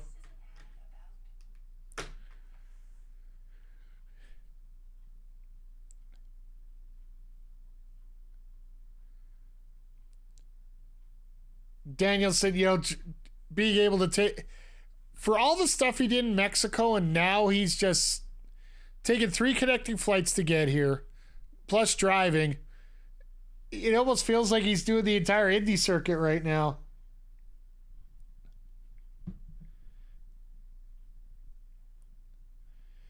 God bless Big G. He is on cloud 9 right now.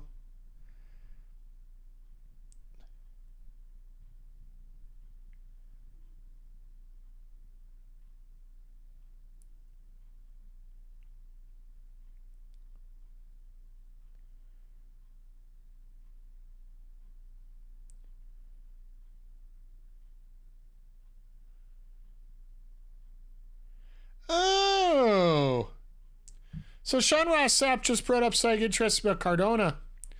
He actually had a booking tonight that he had to... he was supposed to defend a championship tonight on a show. But when this came up and this came available, the fact that he got to face Adam Copeland, he actually dropped the title last night in a show featuring Steve K and Sean Ross Sapp, the Black Label Pro show. He actually ended up dropping his title there, got a chance to work tonight, and somebody else gets the chance to work with Ultimo Dragon tonight. So that's really cool how that worked out. Like, this just coming down from Fightful Select. Let me get through the whole thing here. Matt Cardona appeared as a surprise opponent for Adam Copeland in the Cope Open at AEW Collision. We're told as of now Cardona remains a free agent and has not signed with Elite Wrestling, which doesn't surprise me. The deal to have Copeland make his appearance came together this week, we're told. He was originally scheduled to face Ultimo Dragon. I guess this means Cardona, but either way. He was originally scheduled to face Ultimo Dragon at Squared Circle Expo, defending his championship on Saturday. However, the booking came and instead the plan was altered to have Cardona drop the Squared Circle Expo Championship Friday night at a Black Label Pro show on a show main evented by Sean Ross Sapp and Steve K, notably. Then Cardona traveled Canada to make the date.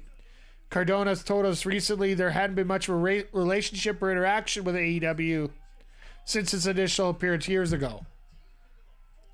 I gotta feel like just the mere fact that he gets to work Copeland, I think that was the main reason why he came up. Because I guarantee he's been wanting to do this match for a very long time.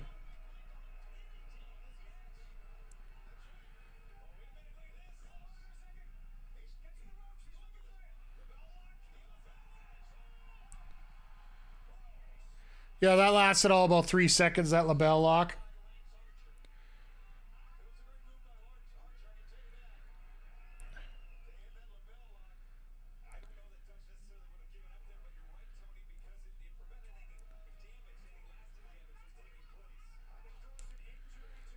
Dutch just gives me big boss man vibes. The fact that he's a big man that can move.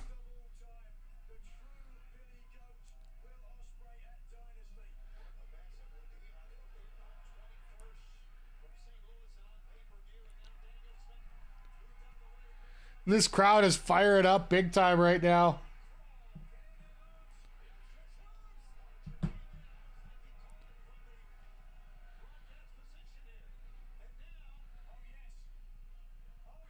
They're like figuring out who's going to slam who on who here.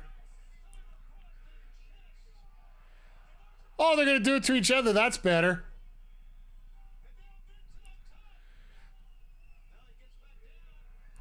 Always better to watch with a big crowd. Yeah, absolutely.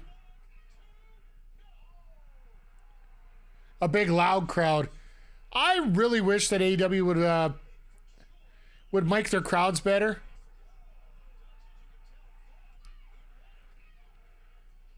Man, do I love a good boss man slam. Or boss woman. Because Rachel Elric does a hell of a job with that move too, so.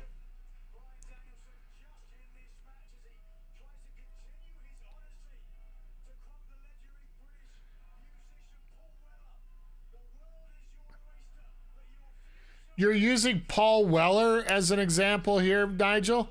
You're starting to dig deep, I see.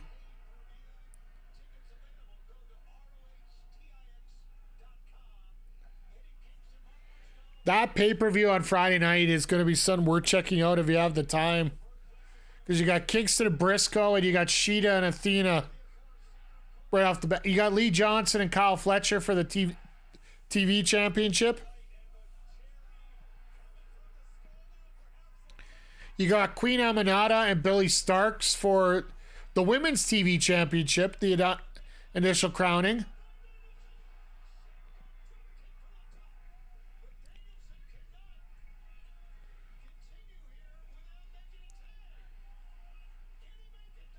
They are really pushing this right now, and I love it.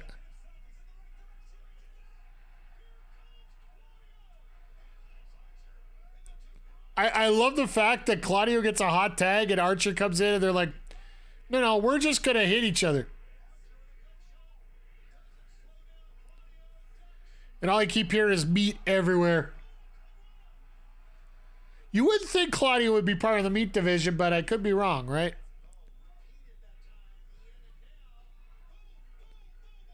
And Claudio just saying nope.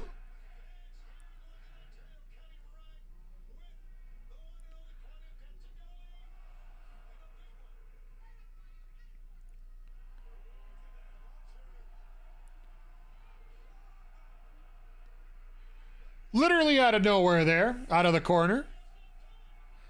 I love the meat emotes. Actually, I do believe I have a meat emote as well. I do need to update some emotes here. I got an artist that wants to help, but I just got to come up with a list of everything I need.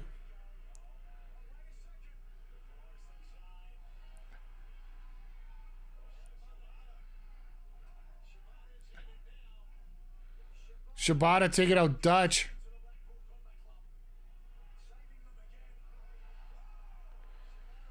Uppercut and drop kick. That's pretty awesome. I love the hesitation drop kick like that. Oh, Archer just said nope.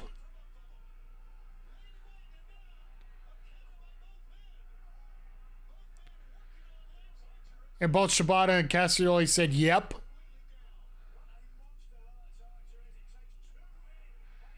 I love the fact they're taking their time here, and we're getting close to the finish.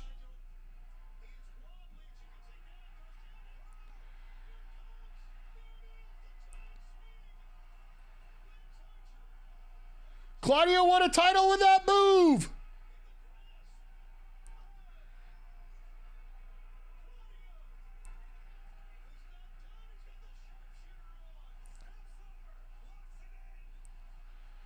I love how effortless the sharpshooter is with Claudio compared to so many other people.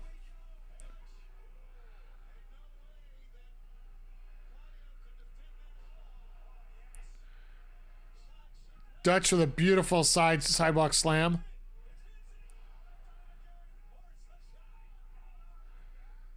I love that they just pull down 1-0 early. Ah, sucks, Cameron. Let's give it time. Dutch comes in, Dutch goes out.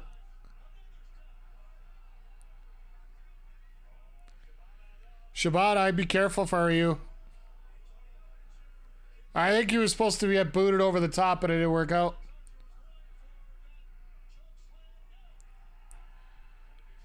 Have I played MLB? I played it off stream yesterday. Boot to the face.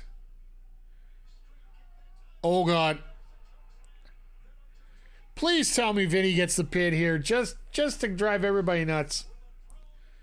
I'll be doing it as I go along, Cameron. I got a couple done, but I haven't got them all done. I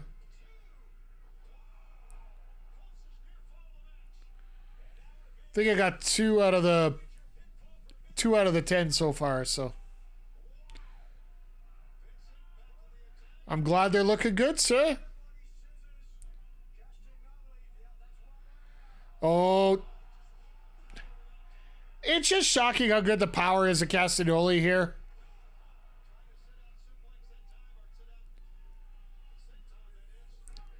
Oh, Archer tried for the interception. Nope.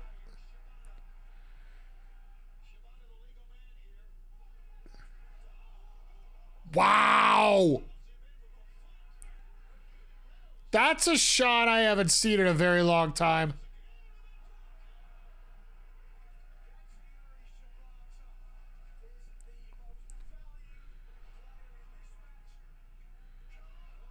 Don't tell me you're going to win it off a suplex like that. Oh.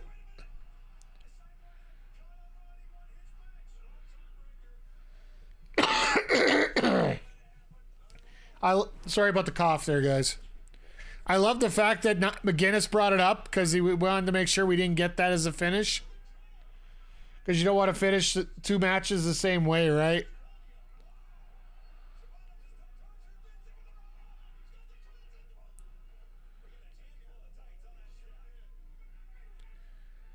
Oh, poor Vinny. Poor Vinny.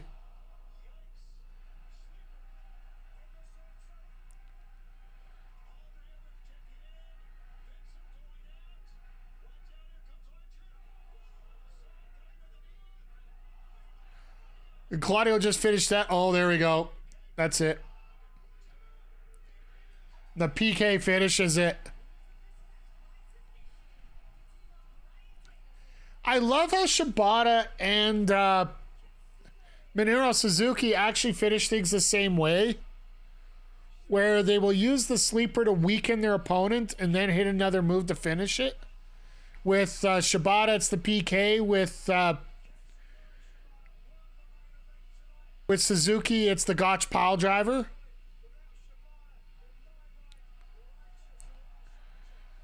As we're about ready to fade to black here on the card. Another great episode. The only real sticky point on the show tonight, I would have to say, is the potential injury to Ricky Starks here, which I hope he is okay. Seriously, it sucks whenever anybody gets injured mid-match, and the fact they went home as quickly as they did. It's always great to see that, you know, promotions are taking care of their wrestlers.